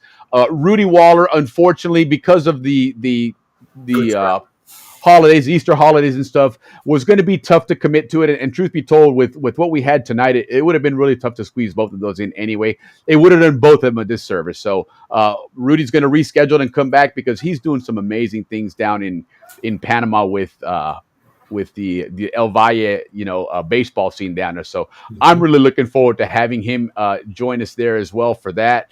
But nonetheless, guys, I'm trying to pull up my screens here. Something's not messing around here. But anyhow, this was a really good show, guys. I really enjoyed it. Hope that everybody enjoyed it as well. Learned a lot from it. Steve Tochterman, congrats, BHS class of 75. You guys got a great senior there in your graduating class, which, by the way, those guys have their 50th graduating reunion coming up this year. So sure do. That should be cool to see those guys out there. But no, that was a lot of fun. Jesus, thank you so much for joining us as well. You definitely are qualified as a Zonian. Like you said, this guy was friends with a lot of Zonians, and his kids went to Zonian school. So no doubt about that. I look forward to getting him on there. But you know what, Ricky? I'm excited to get our new show going. Right? We've got some really cool stuff there. And the good thing is that everything in Panama is quieting down now. So no invasion, no none of that. We're all good. No breaking the treaties, no nothing. No, listen, Panama sees an opportunity with these tariffs. Like you said, it's a great way to put it. 10 is the new 0.